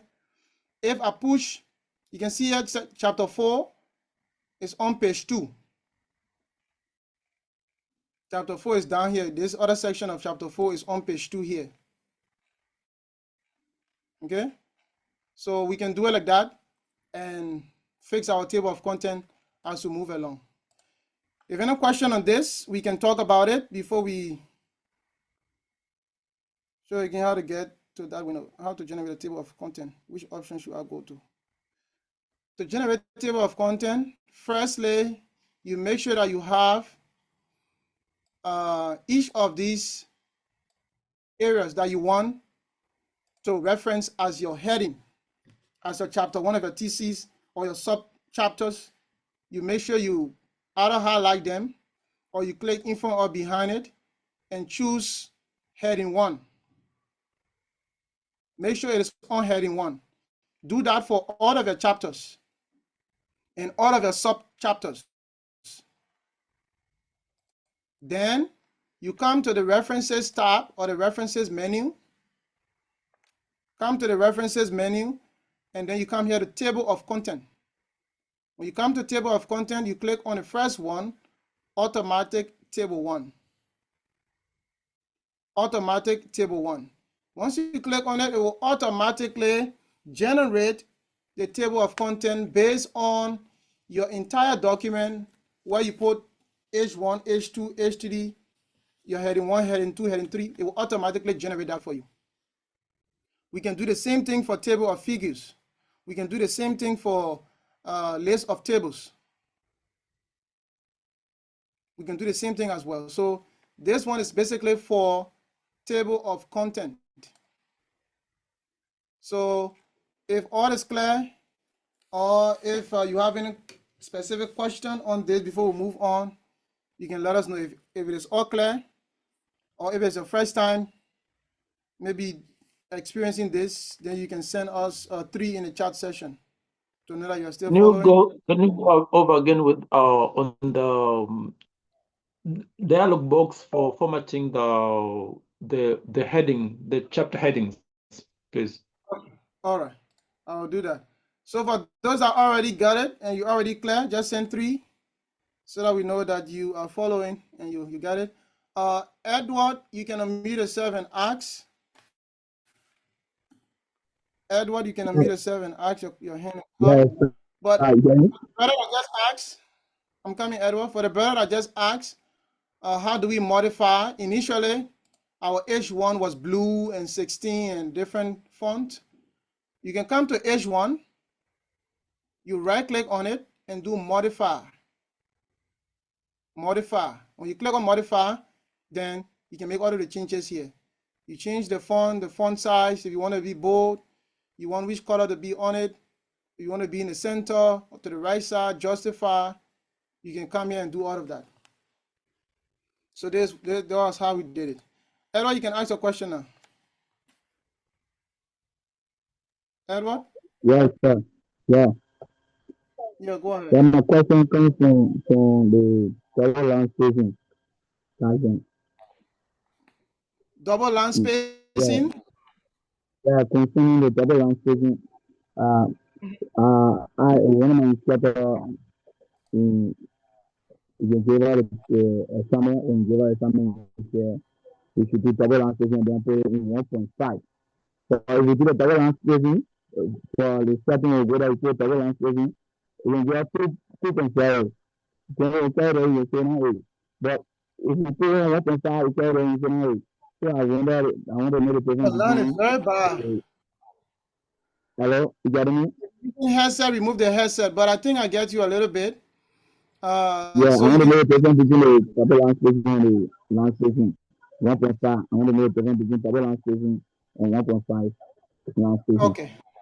All right. I think I better hear you. So this one, I've just highlighted the writing. Or these 2 sentences, I've highlighted them. And then if you want your double line spacing, then you can expand this paragraph category. And here you choose where you have line spacing, you choose double. So it's going to be like twice of the 1.5. When you click on OK, now you can see here, the space between it is very big. It's not the same as 1.5. Now let's change this one to 1.5 and see the difference. Line spacing 1.5. So you see here, it's almost like twice of line spacing 1.5. So double is bigger. So this is why you can get it. 1.5 is different. Double is twice of 1.5. All right.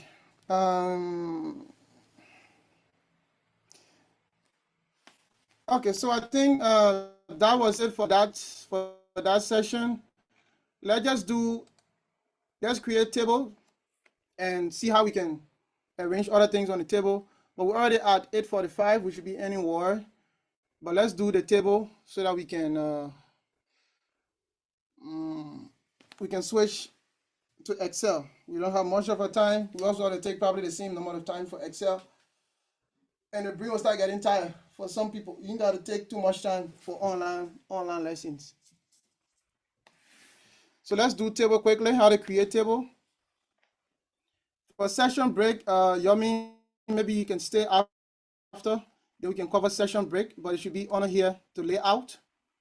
Session break, for those who don't understand, maybe, for example, you have from page 1 to page 5, it should not have any numbering, or it should have Roman number 1, 2, 3, and then from page 6 to page 30, you have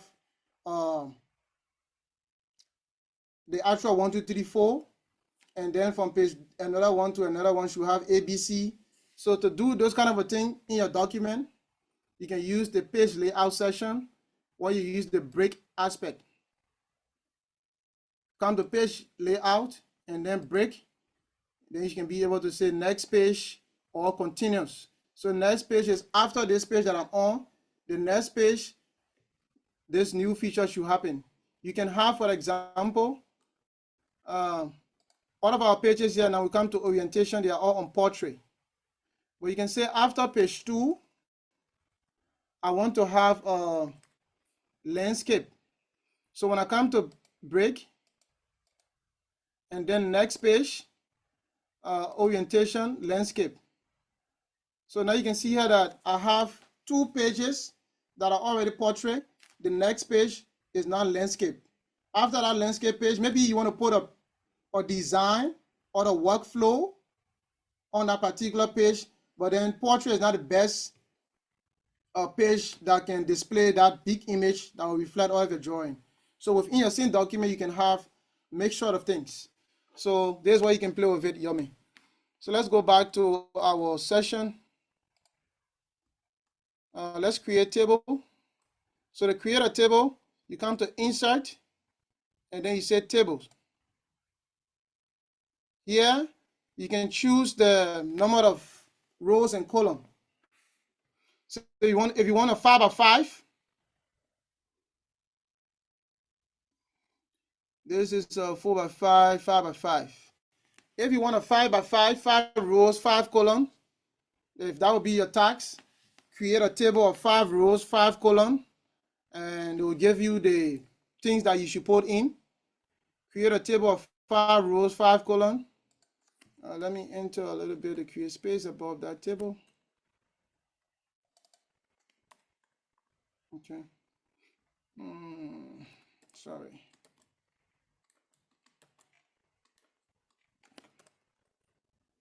So go to insert tables and then create a 5 by 5.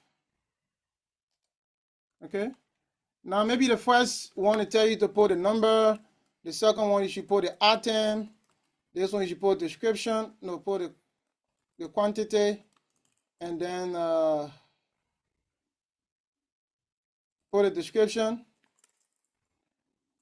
and then you should put maybe date or whatever it is you got to put. They will give you the format, or they will give you what you should put. Maybe you want to work, you are working with this company or this construction store or city building store, and you are issuing invoices. They mostly come in the form of a table. So you put all of your headings of what you want. Quickly and easily, you can double click Right beside your table, you see this little guy is right here. You can double click on it to activate or to select everything about your table. And you can even come here to this drop down. It's on design. You come to this drop down and you can choose the kind of design you want for your table. How you want your table to be. You can choose that design. So most of the time I like to go with this one. So you choose this design or whatever design you want to choose, then you will have this new look. From this new look, you can now put maybe this is number 1, number 2, number 3, number 4. If you look carefully between each section, there is a line separating it. You can go to that line, you see that the arrow will change to this double-headed arrow on left and right side. You can click and drag it because numbering is just 1, 2, 3. It's not taking much of a space. So I don't need it to expand way on the side. I can drag that numbering area back here so I can be able to buy space to the item area. So maybe in this area, this item number 1 is car, item number 2 is ship, item number 2 is buffer. Or we can put pen. You buy item number 3 is what, the book.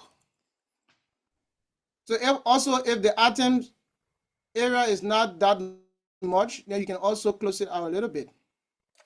And how many quantity of cars? Maybe you're buying 500 cars for your family, and then you're buying 10 fleet of ship. Maybe you need to buy 700 pen for your high school to make donation, and you're also buying 3,000 books. Then description here. Since quantity is also not much, you can now create space for description. Now in the description, you can type whatever thing you want, maybe who that should go to or what it's being used for. You can type a description and put a date or put a comment. So that's how to create a table. You can format this table in so many other ways. You double click on it, and then you come here to borders. If you want all borders to be around your table, you can say all borders. If you don't want no border to be there, you click on no border. You will not see that line that was seen before. Those lines will not be there. It will just be imaginary. Okay? They will just be imaginary. If you want the border line to be outside of the table, then you can say outside border or inside border. Left border, right border, top border. It's up to you to just choose where you want your border to be. You can also choose so let's choose all border, and then here you can decide to choose the border width and all of that. That is if you want to draw it yourself. If you want to draw the line yourself, then you can use those things. Okay? So you just play with this section and go about your design. So if you are drawing it, you can choose the color of your pen and all of those other things. The shading and everywhere you can choose it. So basically that's how to create a table. And you can, from the right corner here, there's also a little angle right here. You can click and drag, reposition however way you want it. Yeah, I can be my deal. You can click and drag however way you want it to expand your table, to make it big or make it small, however way you want it. At the edge of this lower right corner, you can do that on it. Yeah, I think basically that's it for Word. For the most part, there are more other things we can do, but because of time, we can cover everything. We even have header, footer, page number. Page numbering is to come to insert. Currently, we don't have any page number on our page, on our pages. So if you come to insert and then you say page number, you can choose where you want a page number to be. If you want it to be at the top or at the bottom, you can say bottom. They have bottom, different option of bottom. Maybe you want it to be bottom right, bottom left, bottom middle, or you want it to be this guy. Once you click on it, it will not take effect. Since we chose bottom, let's look at the bottom of each pages. So now you can see this is page 1. When I scroll down, this is page 2. When I scroll again, this is page 3. So it depends on how you want it and different designs as well. So this is it. This is why for today, covering the essentials. If we have more other time, maybe we will talk more about war. But let's take Saidu, one of the volunteers. You can ask a question, and then we'll take 5 or 10 minutes break to get back to Microsoft Excel. How to make a specific page landscape. We just did just now. Yes, Saidu. Yes, sir. Yes, sir. Good evening, sir. My question is, within this header and footer, how can you control like both the header and footer? Then it goes normal. Like most times, like let's say, in terms of the thesis, where you have to indicate the chapter name on the top and then the page number at the bottom. So how like you can be able to do those two together? Yeah, you do session break. It's going to take us some time, but you can do session break. Okay, use session break the same way on this break session. You can use session break. On the next page, you can create the different kind of header and footer you want and where you want it to be. So when you click in the header area, then you can use previous or the next header. You can also use different first page, different odd numbers. But if you stay after here, then we can cover it because it's going to take some time for us to do it. So if you stay at the end of the session, then we'll cover it. All right, sir. Thank you, sir. Yeah, that is possible. For the landscape guy, we talk about the landscape, the same thing, come to layout, but you also got to do the same break. So depending where you want to put that landscape page. If, for example, we are on page 1, after page 1, we want to put landscape. After page 1, we put a break. Next page, and then you can introduce your landscape. So after page 1, we have a landscape, and then page 3 is portrait. If we go page 4 continue with portrait like that. Okay, if all is clear, please send clear, and then we take 5 minutes break to come back into Excel. If you are following, please take 5 minutes break, but let us know by sending clear. If you don't send clear, then we'll stay here. If you send clear, then we'll take a break. Meanwhile, let me stop sharing on the side, then I want you guys to help follow something. We talk about the certificate and the LSUIC Facebook page and all of that. So let me just go over it during our break time. You can go and get your coffee, go and get your tea, go and get your chow fan, your jollof rice, your egusi. Maybe if you're running out of current, you can go quickly. You have 5 minutes break. Go and find your charger.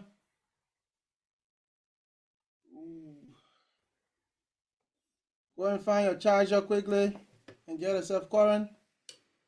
Go and get a typical Liberian Gary, whatever thing you can get. If you have not followed the Liberian Student Union in Facebook page, volunteer, please take a screenshot of the current participants list that we have now. Please take a screenshot, Honorable Willie, Honorable Jenkins, and all volunteers. Please take full screenshot. Full screenshot. Please take everything before I'm also running out of current. Liberian people in Liberia are running out of current.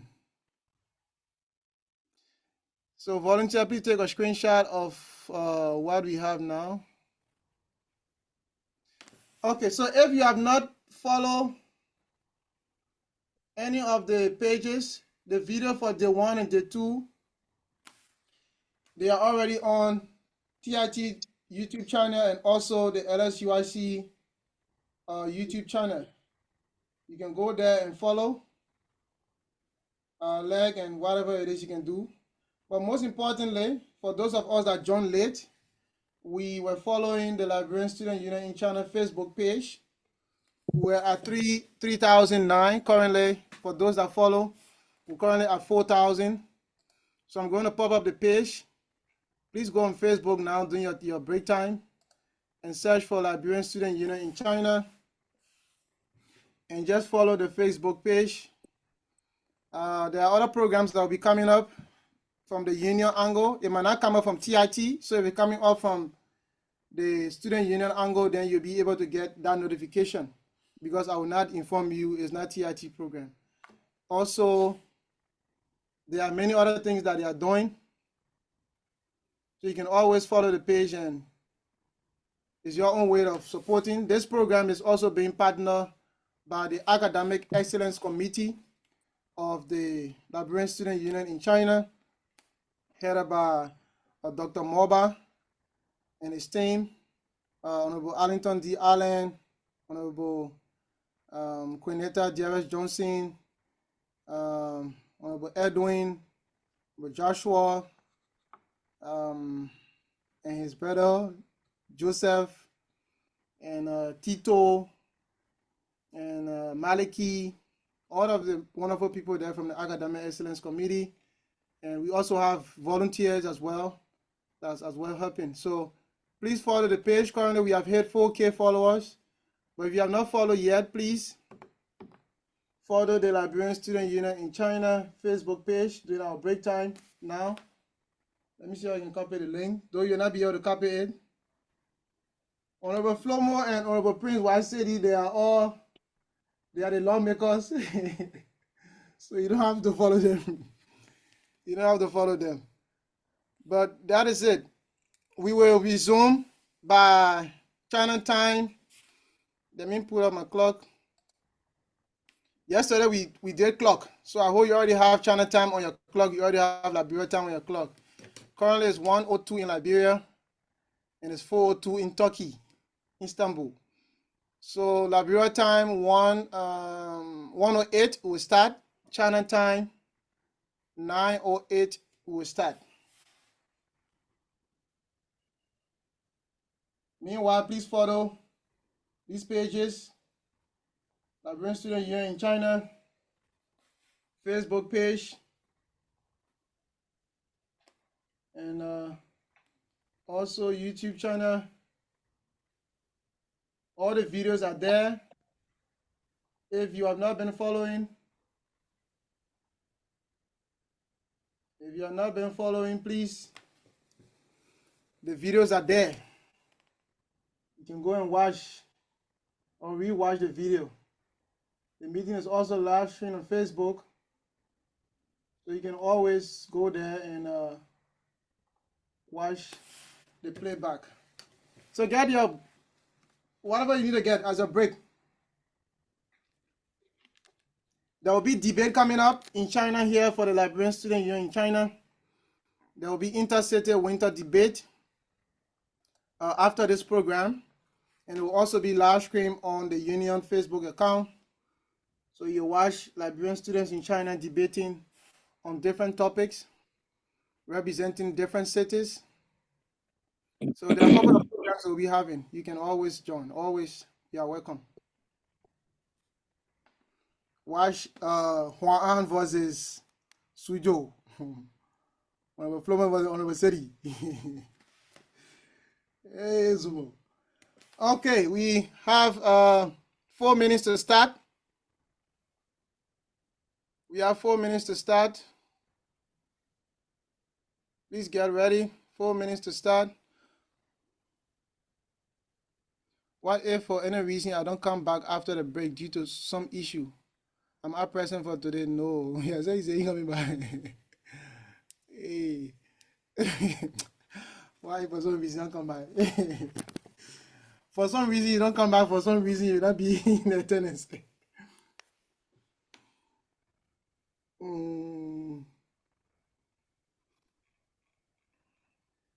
So please take if you're on Facebook following the live and you're not able to join because we already hit our maximum now, please take a screenshot of the time. Let it show in the screenshot your current time. Don't go watch a video after the program ends and say, oh, I was still on Facebook. No. When you're taking a screenshot, let it reflect the current time. We know when we started the program today, we know when we are ending. Come. Jeremiah, we're coming to you again. Hello. All right, so we'll be starting in 3 minutes. Stretch yourself, relax, drink, get snacks, and we will be starting in 3 minutes.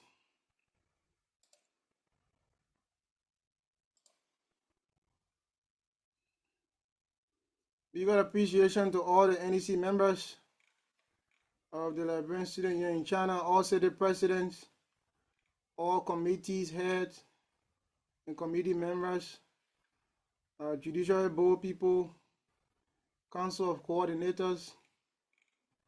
Thank you for serving the Liberian students in China as we get towards the end of Q3 in next month.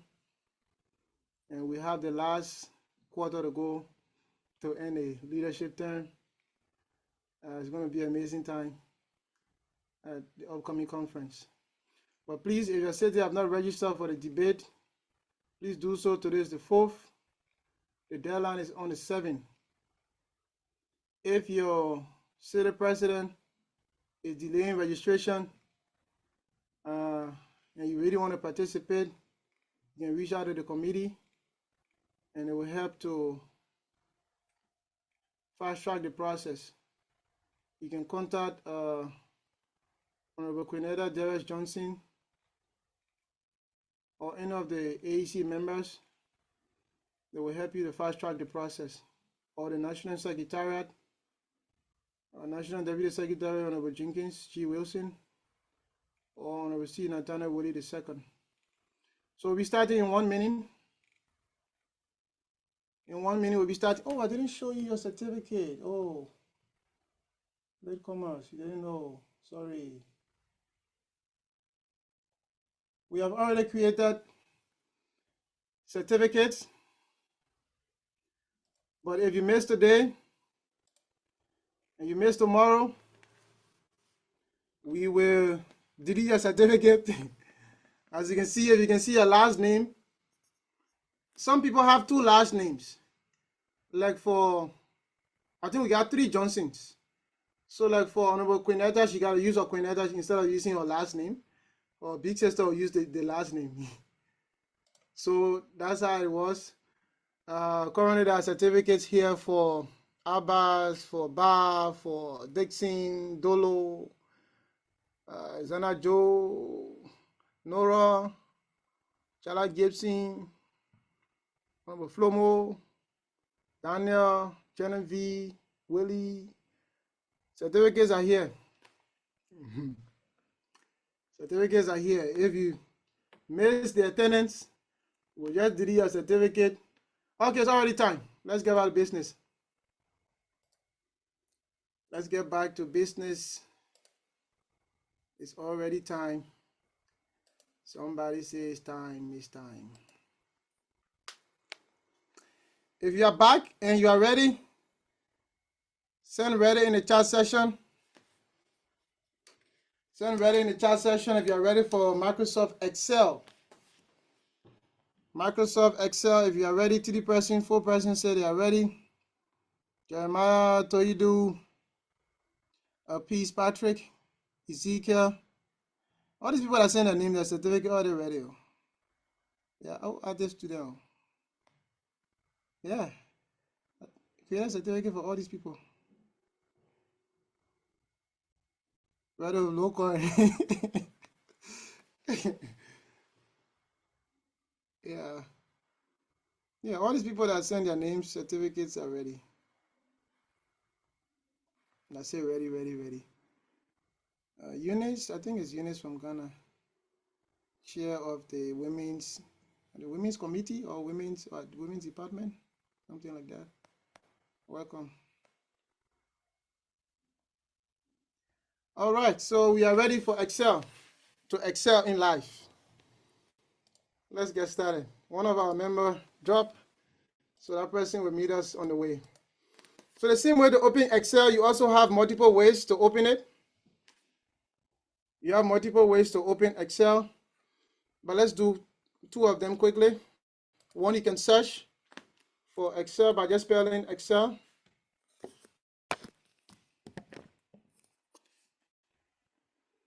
Okay, you can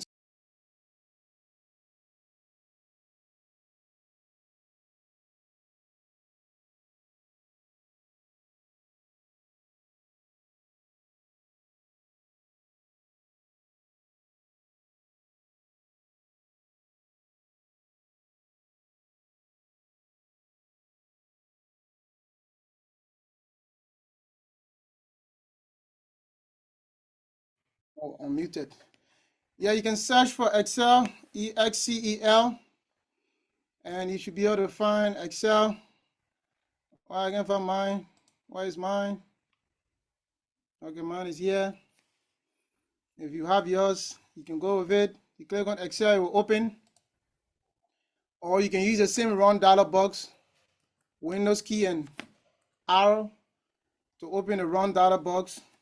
And all you have to do is just spell Excel right here, EXCEL, in your round dialog box, and it should open.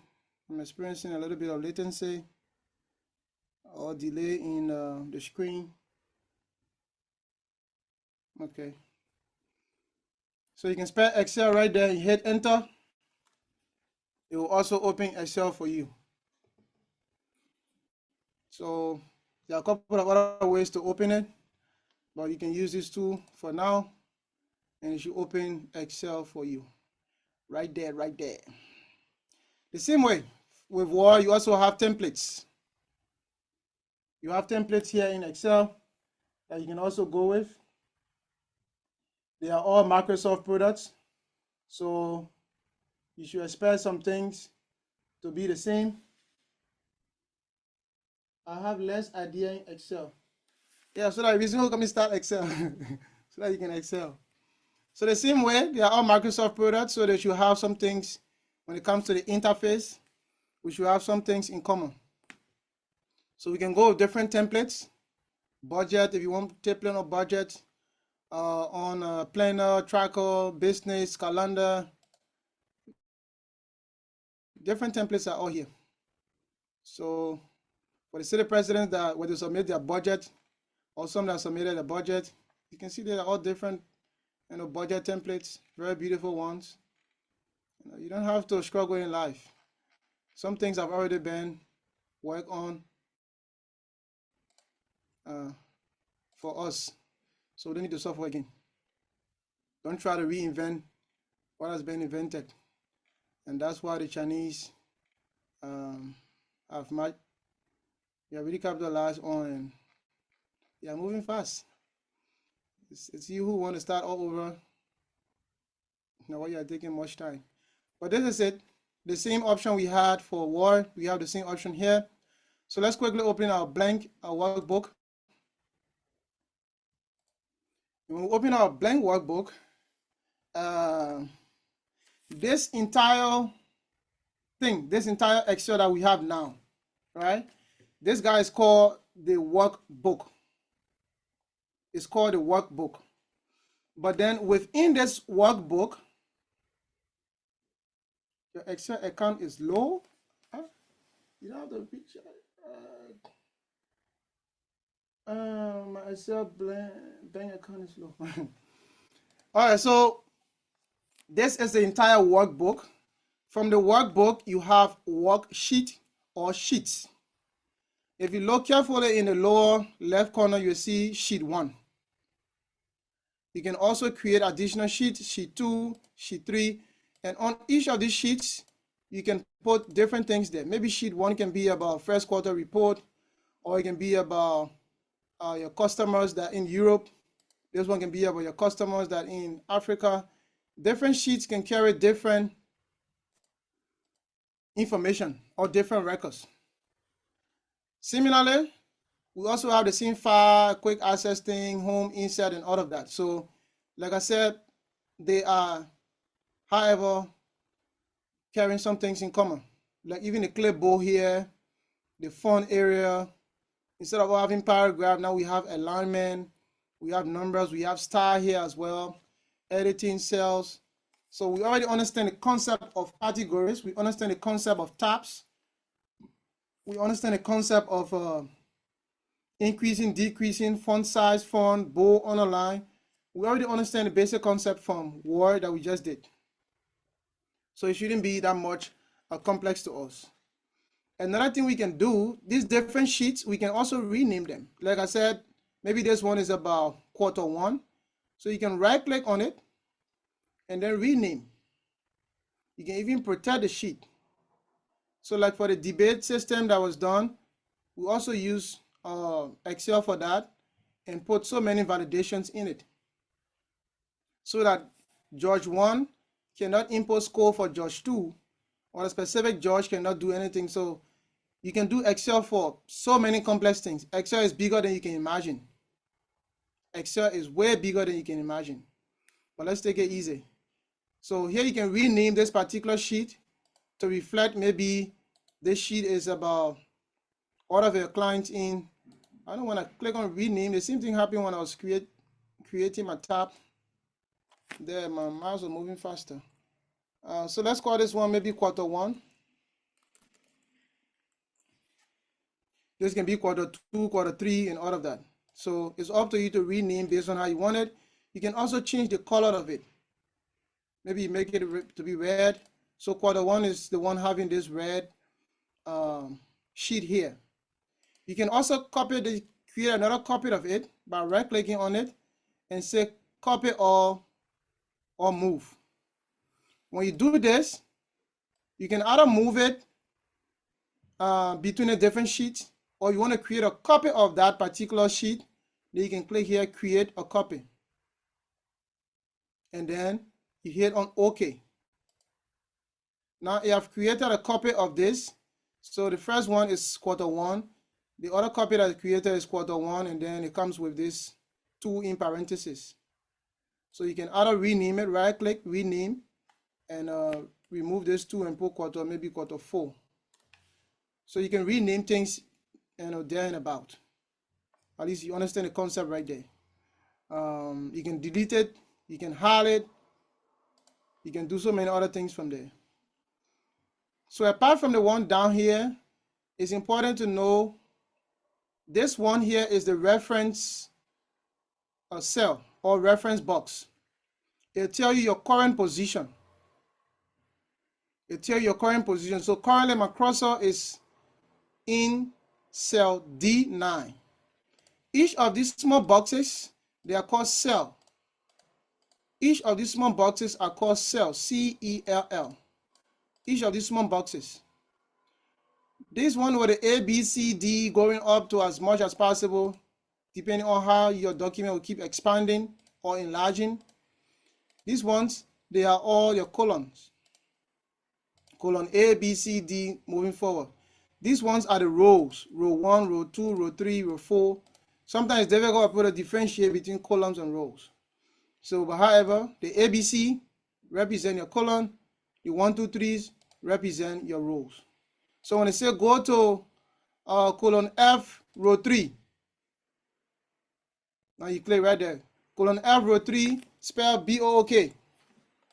That's your first test on doing your exam. Spell B-O-O-K in column F, row 3. So you can see in your reference cell here, or your reference block, you even see F3 here. F3 is right here. So even justify or solidify that you actually make the right decision by using colon F, row 3. So remember that colon, cell, and rows. Columns are the ABC, rows are the 1, 2, 3. So apart from this, we can also do so many other things here in Excel. We can use our arrow keys to move between different cells, or we can either click and drag to move in between different cells. But I think I have one document here open so that we can use it for some quick reference, and we'll come back again to our blank guide. So for example, you have this Excel document. This one, most times when you see, or always when you see that in your document, some of these things are coming in hash, hash, or in this kind of a numeric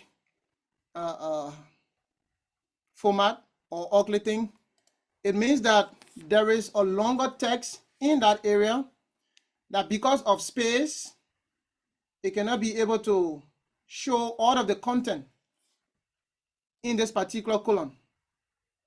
That's why it is showing like this. So anytime you see something like this in Excel, it means you have to expand it so that you can see all of what in that particular area. But to some people, they might just come on the top of it here to, be expanding it one at a time, and to click and be expanding it one at a time, pushing it one by one, pushing it one by one to expand it. That's going to take much of your time. You really don't need to do that. So how do you do it in such a way that everything will just open and automatically, or it will just show you all of the views? You can easily do Control A to highlight everything, or if you look very carefully between column A and row 1, you'll see there is this area right here.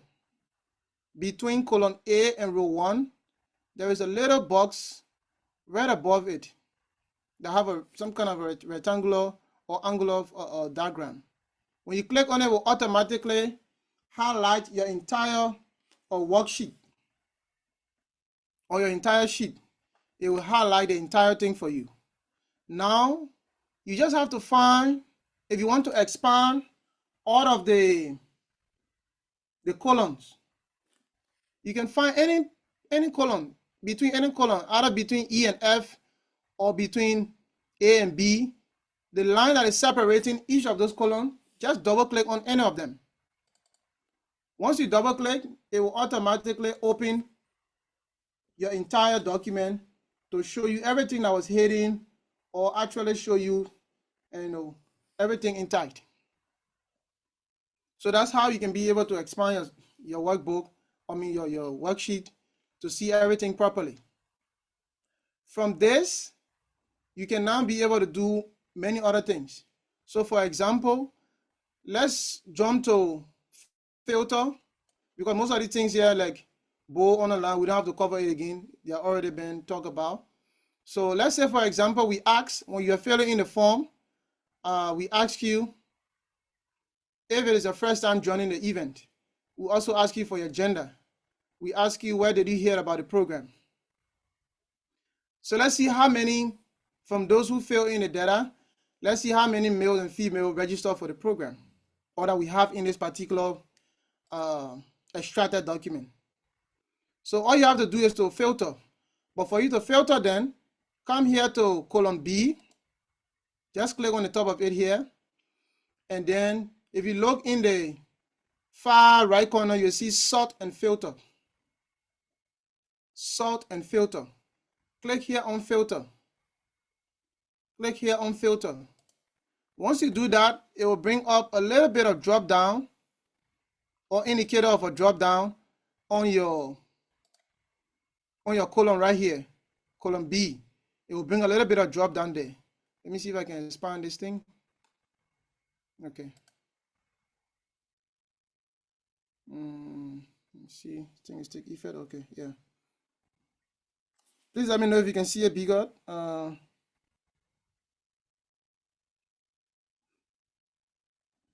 Yes, a little bit bigger. All right. Honorable Fredita, which part I should repeat? The showing everything, or Yeah, showing everything. Okay. So for you to see everything, you have to highlight everything like Control A, or in between column A and row 1, right in between there in that corner, you can click on it. It will automatically highlight your entire worksheet. It will automatically highlight the entire worksheet. Then, for example, if this one was closed up like this, and we're not seeing all of the information there, like this, if it was like that, then we can just double click on any of these lines that are separating the various columns. Like between column A and B, there's one line separating it, one line, or any of these guys, we can come anywhere and just double click on that line.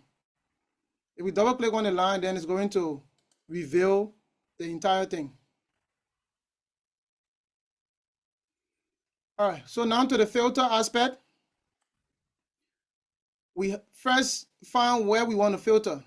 Like maybe you having a birthday or a database that have a birthday, and you want to find all the people born in a specific month, or probably all the people from Liberia. Like we also ask in here, where will you be joining the program from? So we have different countries as well. So you can also be able to find information from there. But let's do that one first. Like for the gender, we already added a filter.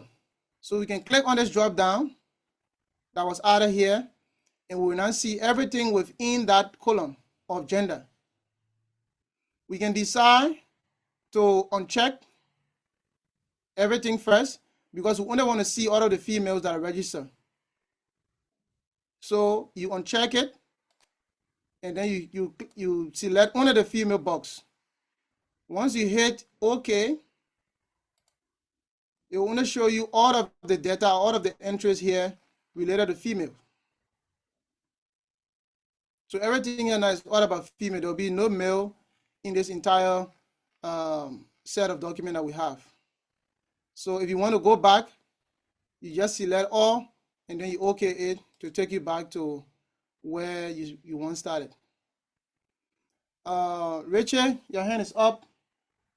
You can ask your question. Yes, can we just go back at least one step? I want to know where you got the filter from, please. All right. So now let's use another example for that. We're using where people be joining us from.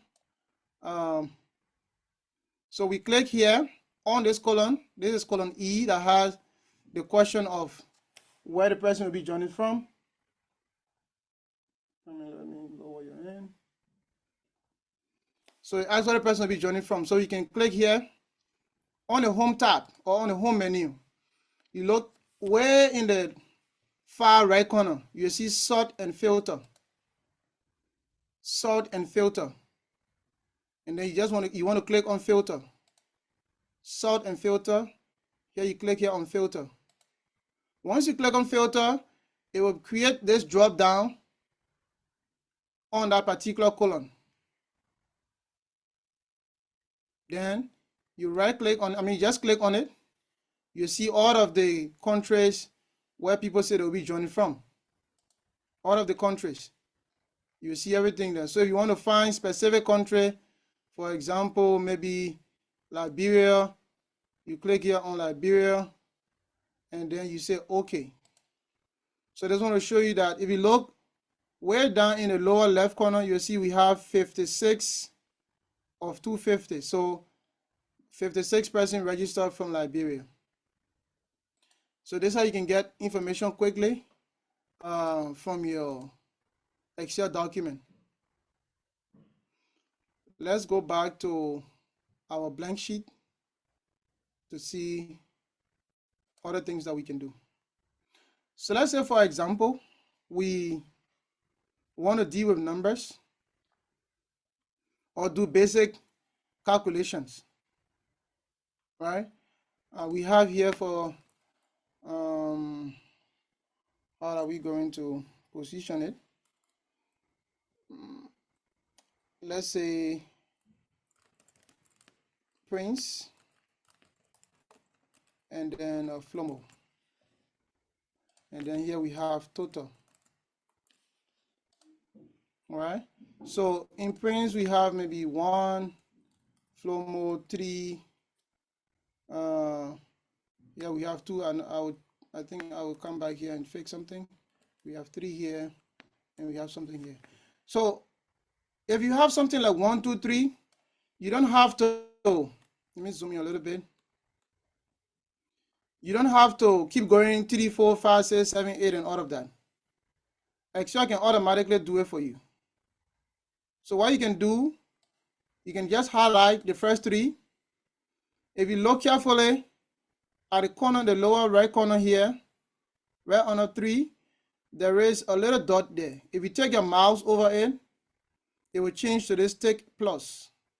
Once you double click on it, it will be able to drag it down to wherever you want it to be. So if this was going as if this was going to as much as let's take it up. Let's take it up to here. Seku, please mute yourself. Or any other volunteer, please mute Seku. All right. If you wanted to expand, when you double click on it, it will be able to go down. Or if you click and drag, as you're going down, it will keep increasing in that order. So you go back up and you see that 1, 2, 3, 4, it kept going in that order. If you already have maybe another set of information here, then it will reference that for it to automatically do the same. Once you double click on this plus sign, it will automatically just do everything for you. Or maybe you made a mistake in between here, you have 5 or you have 7. The number was not correct, but you just want to start all over. When I double click on it, I will not find that 5 and 7 again in this other manner. Instead, everything will be arranged from 1 to the last digit that was there.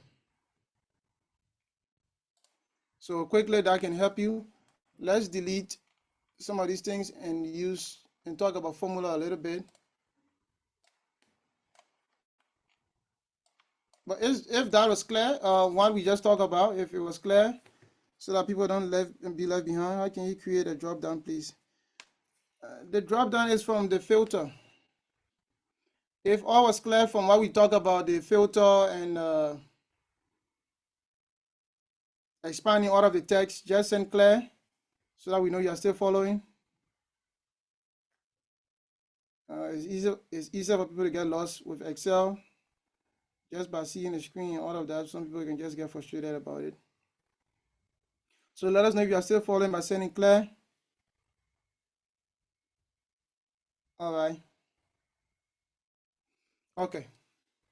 So now let's say that we have our prints and flow mode here, and we want to find the sum total of all the prints value and the sum total of all of flow mode values. So easily and quickly, we can highlight all the print values, and then if we log on the scene home page here, we'll see in the far right corner, we'll see auto sum. Auto sum. Once you click on auto sum, it will automatically in the next cell, it will automatically find the total. Here, you see that it gave you the total of prints value. This 6 here was not there before. So look carefully, there is nothing here also for Flomo. So if we highlight these first 3 values for him, and then we click here on auto sum, it will also find the total of the 3 values that we click on. So that's how you can go about it. I don't want to save you right now, bro. Okay, select the 3, go to auto sum, and then it will show you or calculate that automatically for you. All right. If you also want to find, you want to do it using formula, right? Then you can use, for example, you want to find the total of prints and Flomo. In this one, we're only finding only Prince, we're only finding only Flomo. But let's say now we want to find the sum total of both scores and put it in this total area here. If you want to use the formula, instead of using the auto sum, you can use equal. Then in Excel, they have so many different formulas, so many things that we can do with Excel. So you say sum, and then in parentheses, you hit the first value. You can use plus if they're just two numbers easily, just easy one. If you are here and you know about Excel that much, I know you want to talk about something else, but we'll get to that. But if you're just dealing with two numbers you want to add, you use equal. If you look in the formula bar here, up here is the formula bar. Okay? The same thing we're typing down here, we could also type it directly up here in this area. It was still going to give us the same result. So remember we said equal. Anytime you're doing an equation or formula, you start with equal. So equal, what do you want to do? You want to do sum, meaning you want to add two numbers.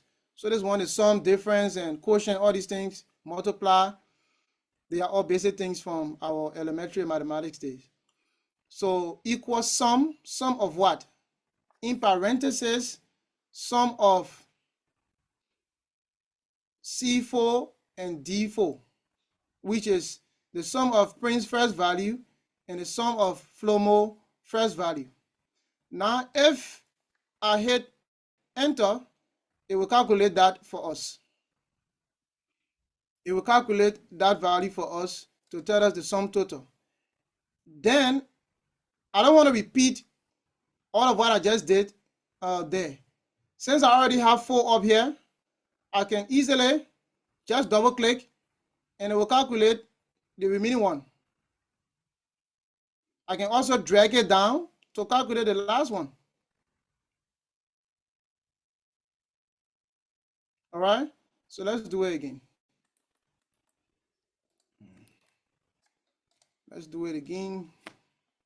So remember in the total here, we say equal SUM, parentheses open. You click in the first one you want to add, plus the second one. You close the parenthesis. If it is a range of numbers, instead of opening a plus sign, we'll put a colon. So C4, colon, and then you go to the very end of that number. So if, for example, but let's enter this one first. So once you do that, you close the parenthesis and you press enter, it will calculate the total for you using the sum function. Now on this 4, there's a little guy here that is tick. When you click it into the tick plus.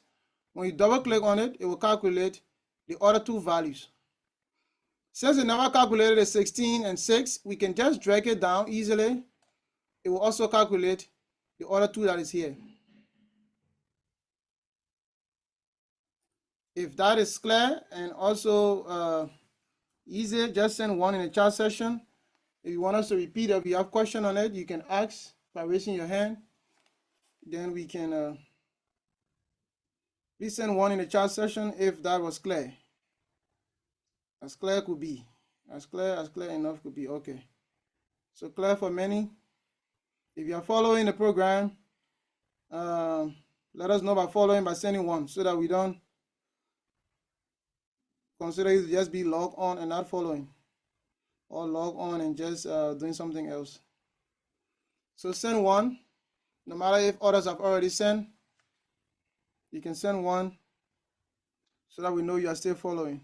Okay. So this is how to do it. If the numbers were that much, like for example, we have 5 here, we have 7, we have 3, and now we want to calculate the sum of all of them, we don't have to do plus, plus, plus, plus, plus. You just use equal sum, parenthesis open. You click in the very first value, 1. Then you use the colon, shift, and the key that after L, or the key that has the semicolon and colon together. It will bring the colon. Because the value are a lot, so we'll come to the very last digit. We click on 3. So you see that we are now calculating from C4 to H4. We are not using any plus in between again. There's no plus there, it's colon. So we close the parenthesis and then we enter. It will also calculate the value there for you. You can see the value here. For all of these digits, the value is 25. The value is 25. We don't have any numbers here. So when we do it, it will still be calculating only this guy. If we put any number in here, it will take effect because this is taking a range, and the range is also covering from here to here. So it will also reflect for the rest of the other guys. So any number we put in here, it will also take effect. Any number we put here, it will also take effect on the total. It will also take effect on the total. You either tap the sum up here, but if you just don't want to, for whatever it is, you can say equal and then 4 plus the second one. It will still find the answer for you. Okay, for the brother who just asked. So if you just do it like that, equal this plus this, it will find it for you. But then instead of doing it like that, it's easier if you use the sum, so that if the things start getting complex, then it becomes easier for the system to understand. Another thing that you can do, instead of the auto sum, you can also find average, minimum, maximum, and all of that. So let's say we want to find the maximum number among all of these numbers. So you first highlight everything, and then when you have the auto sum, there is a drop down there. Click on that drop down, and then you say average. Maybe you want to find average. So the average of all of that number is 7.14. That's how you can find the average there. Or you could also use the formula for finding the average by using equal average the same way. The same way you use equal sum, like that. So it's good to use the function. It's going to help you. Instead of maybe the brother who asks, what do we have to use the sum, or do we have to use the sum? Now when it comes to average, where you want to add all of the number and then divide it by another number, no.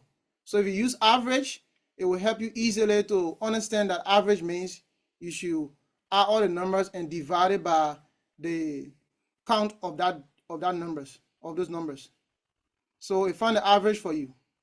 You can also decide to find from the same drop down, you can find the number of words, number counts.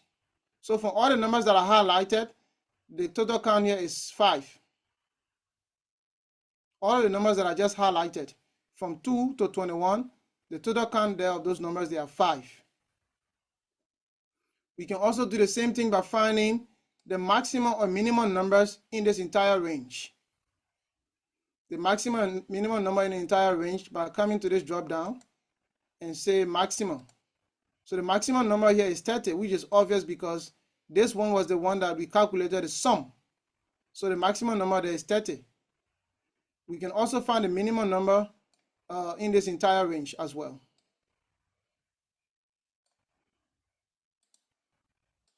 The minimum number here is 6. Between 6, 16, and 22, the minimum there is 6. So this is how you can play with things here and there, but you can also do complex things. Let's take one case example. We can highlight this entire block, right? Let me put something around it by I'm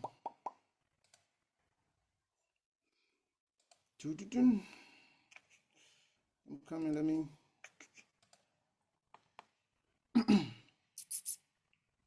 okay, I think I will leave it like this. We'll get to that later on. All right, so let's put values in here, or set a requirement or a validation in here.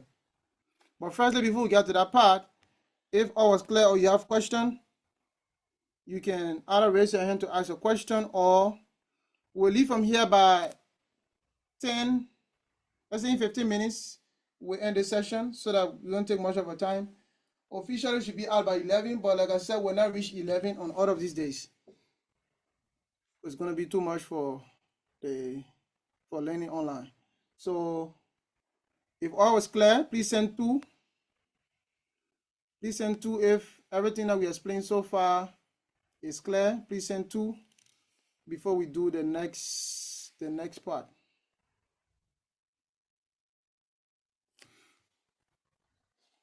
All right.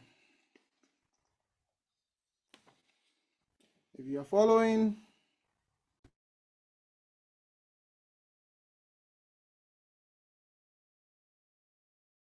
don't allow your classmates to leave you behind.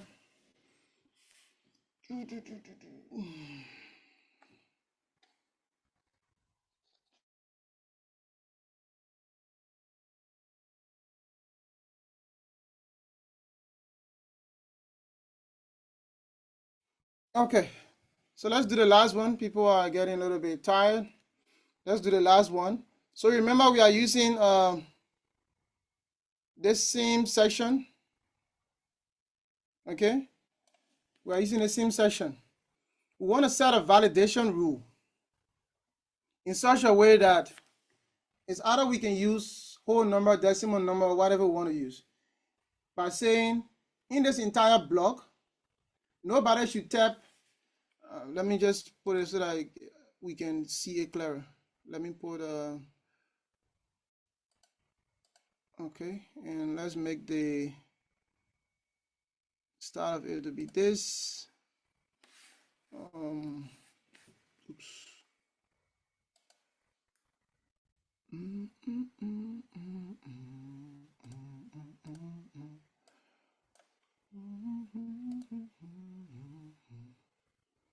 So our line color should be red, our line style should be that.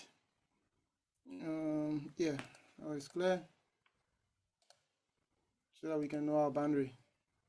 Now we want, in all of these boxes, we don't want certain numbers to be entered. We don't want certain number to be entered in a certain place. Please, it is logging me out automatically. This is the 3rd time. I think maybe it's not logging you out, it's just probably your network is switching. Alright, will you please take a screenshot of the current view you can see. So let's set a validation rule, right? In such a way that we don't want certain number or certain digit to be entered in a certain cell or a certain place. For judges of our window debate that I've served before, we have this criteria there as well. We have the score range for judges to input scores. So we don't want you to maybe say, oh, it was a mistake. I mistakenly gave this man a score. So the system is arranged in a way that you enter score that is assigned or that should be entered. And in the event where you think it's a mistake, it should not accept that mistake, and it should also alert you that actually made a mistake or you need to do something. So let's see how we can do it. So let's say we have all of these areas for Judge 1 to input the first speaker, second speaker, third speaker score. We can highlight all of them, and then we come here to data. We look for data validation. Okay, first highlight the region that you want to set this validation. If you want this validation to take the entire document, then you can highlight everything and let it take the entire document. But we don't want it in this block because there are other judges and there are other parts of the sheet that have certain things that need to be worked on. So we highlight it, come to data, and then we click on data validation. Now we click on the same data validation. We drop down here. We click on data validation. It's going to bring this dialog box. We go to our settings. Okay, go back to our settings. And then here, what do you want to allow in that region that you have selected? What do you want to allow? You click on the drop down. If you want to only allow whole number or only decimal number or the list or the date or time, let's say we only want decimal numbers. We only want decimal numbers. So we click on decimal. Do you want decimal number between, equal to, greater than, less than, or what? Let's say we want decimal numbers greater than. What's the minimum number it should be greater than? Let it be greater than maybe 30. So in that region, we want only decimal numbers that should be greater than 30. After that, we will not press OK yet. We go to input message. Then you can show this message when the person click in that box. You want to show them a message. Let's say input only decimal. Let me highlight this guy so that I don't have to type it over and over and again. Okay, so input only decimals. Then we go to our error message. What do you want to show if the person try to maybe put something beyond or they made a mistake? What do you want to happen? You should send an error alert to either say warning, information, or stop. So warning will show this sign, information will show this sign, or stop will show this sign. So let's use stop, and then when you tell the person stop, what are you telling them? You're telling them that input only decimal. You can customize this based on the message. You can give a full description. It's basically up to you. Now let's press.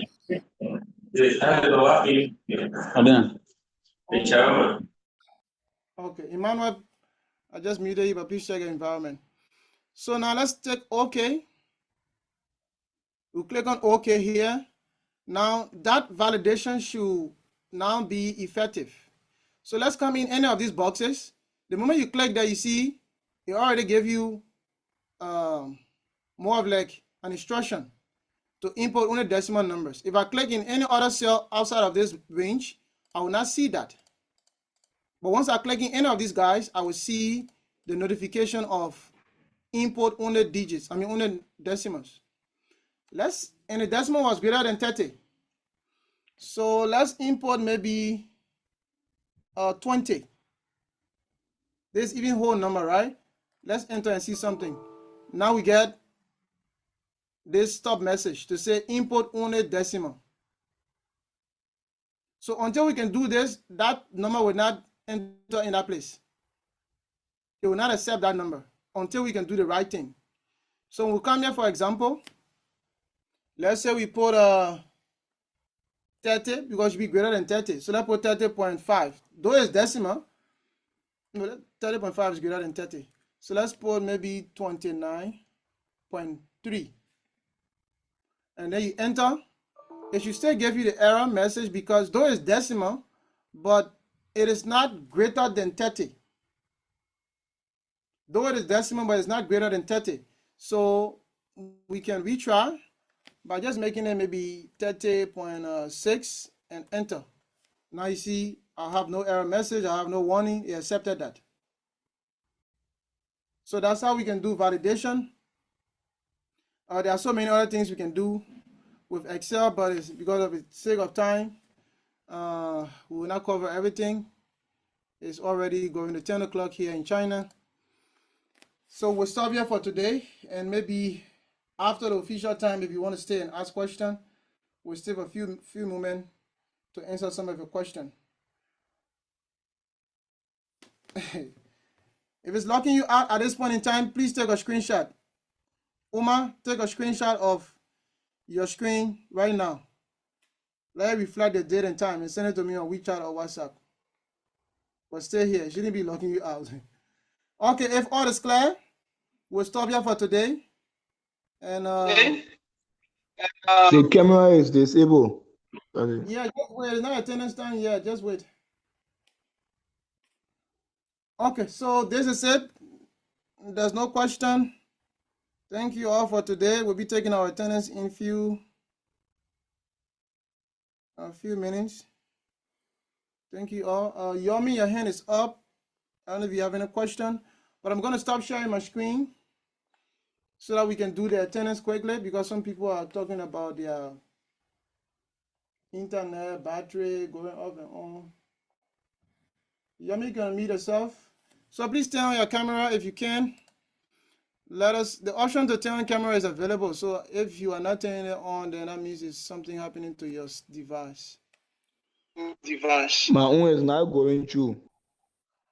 Oh, okay. No, no wahala. You get a profile picture there already, so it will serve as your Well, profile. I'm going to. That one from Guinea. You understand English? Okay, so I'm going to take the Yomi. I'm coming. Let me just do the attendance. Honorable Willie, if you are there, please also help with record from the side. At this point in time, please don't send any message because it's going to block the face or the name of someone, and the person might not be able to see themselves in the attendance. So in 30 seconds, Are you a representative now? In 30 seconds, if you are to turn on your camera, please turn it on.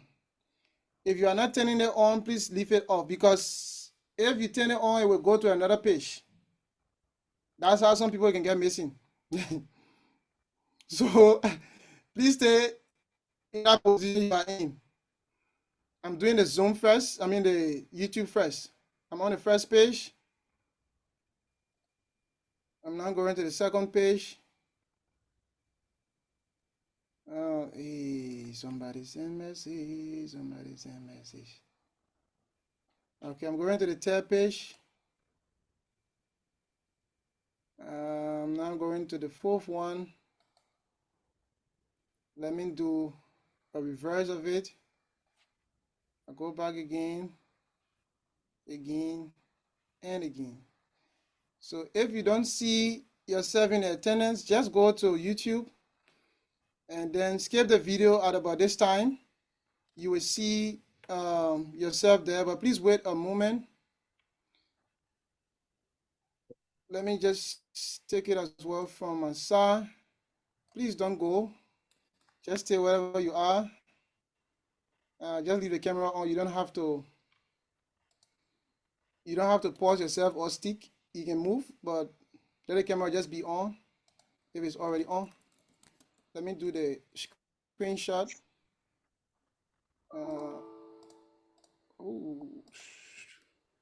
I forget to talk about something today for Microsoft Word. Amen. So many things in my.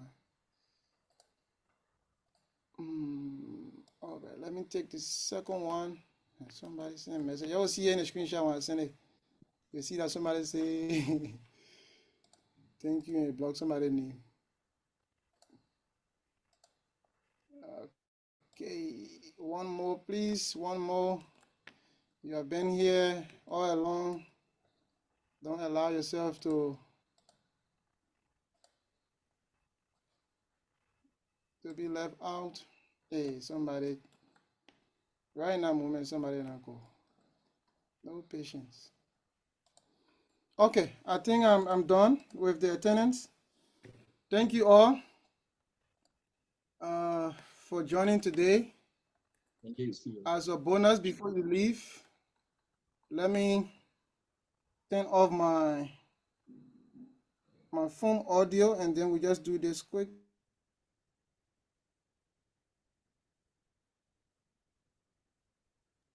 Now I'm using my computer audio. I'm going to share my screen and just show you something quickly that I wanted to show you. We did it before on one of the programs, but I want to show you it quickly. It might be helpful for you if you are very tired typing or talking. So let's say you have Word open and you wanted to tap for you. We did it before in one of the editions. On your keyboard, you can use the Windows key and H. Windows key and H. Once you do that, it's going to tell you, I'll probably show you something way at the top. You can see my screen. At this point in time, it's already recording and trying to do everything that I'm saying. And once it is done, or once I'm done, then it should be able to show me all of that text.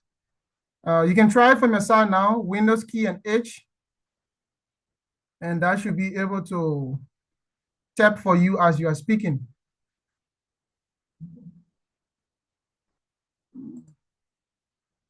So try it. If yours work, then you let me know. If yours work, you let me know. If it's stepping for you, or if it's producing whatever it is.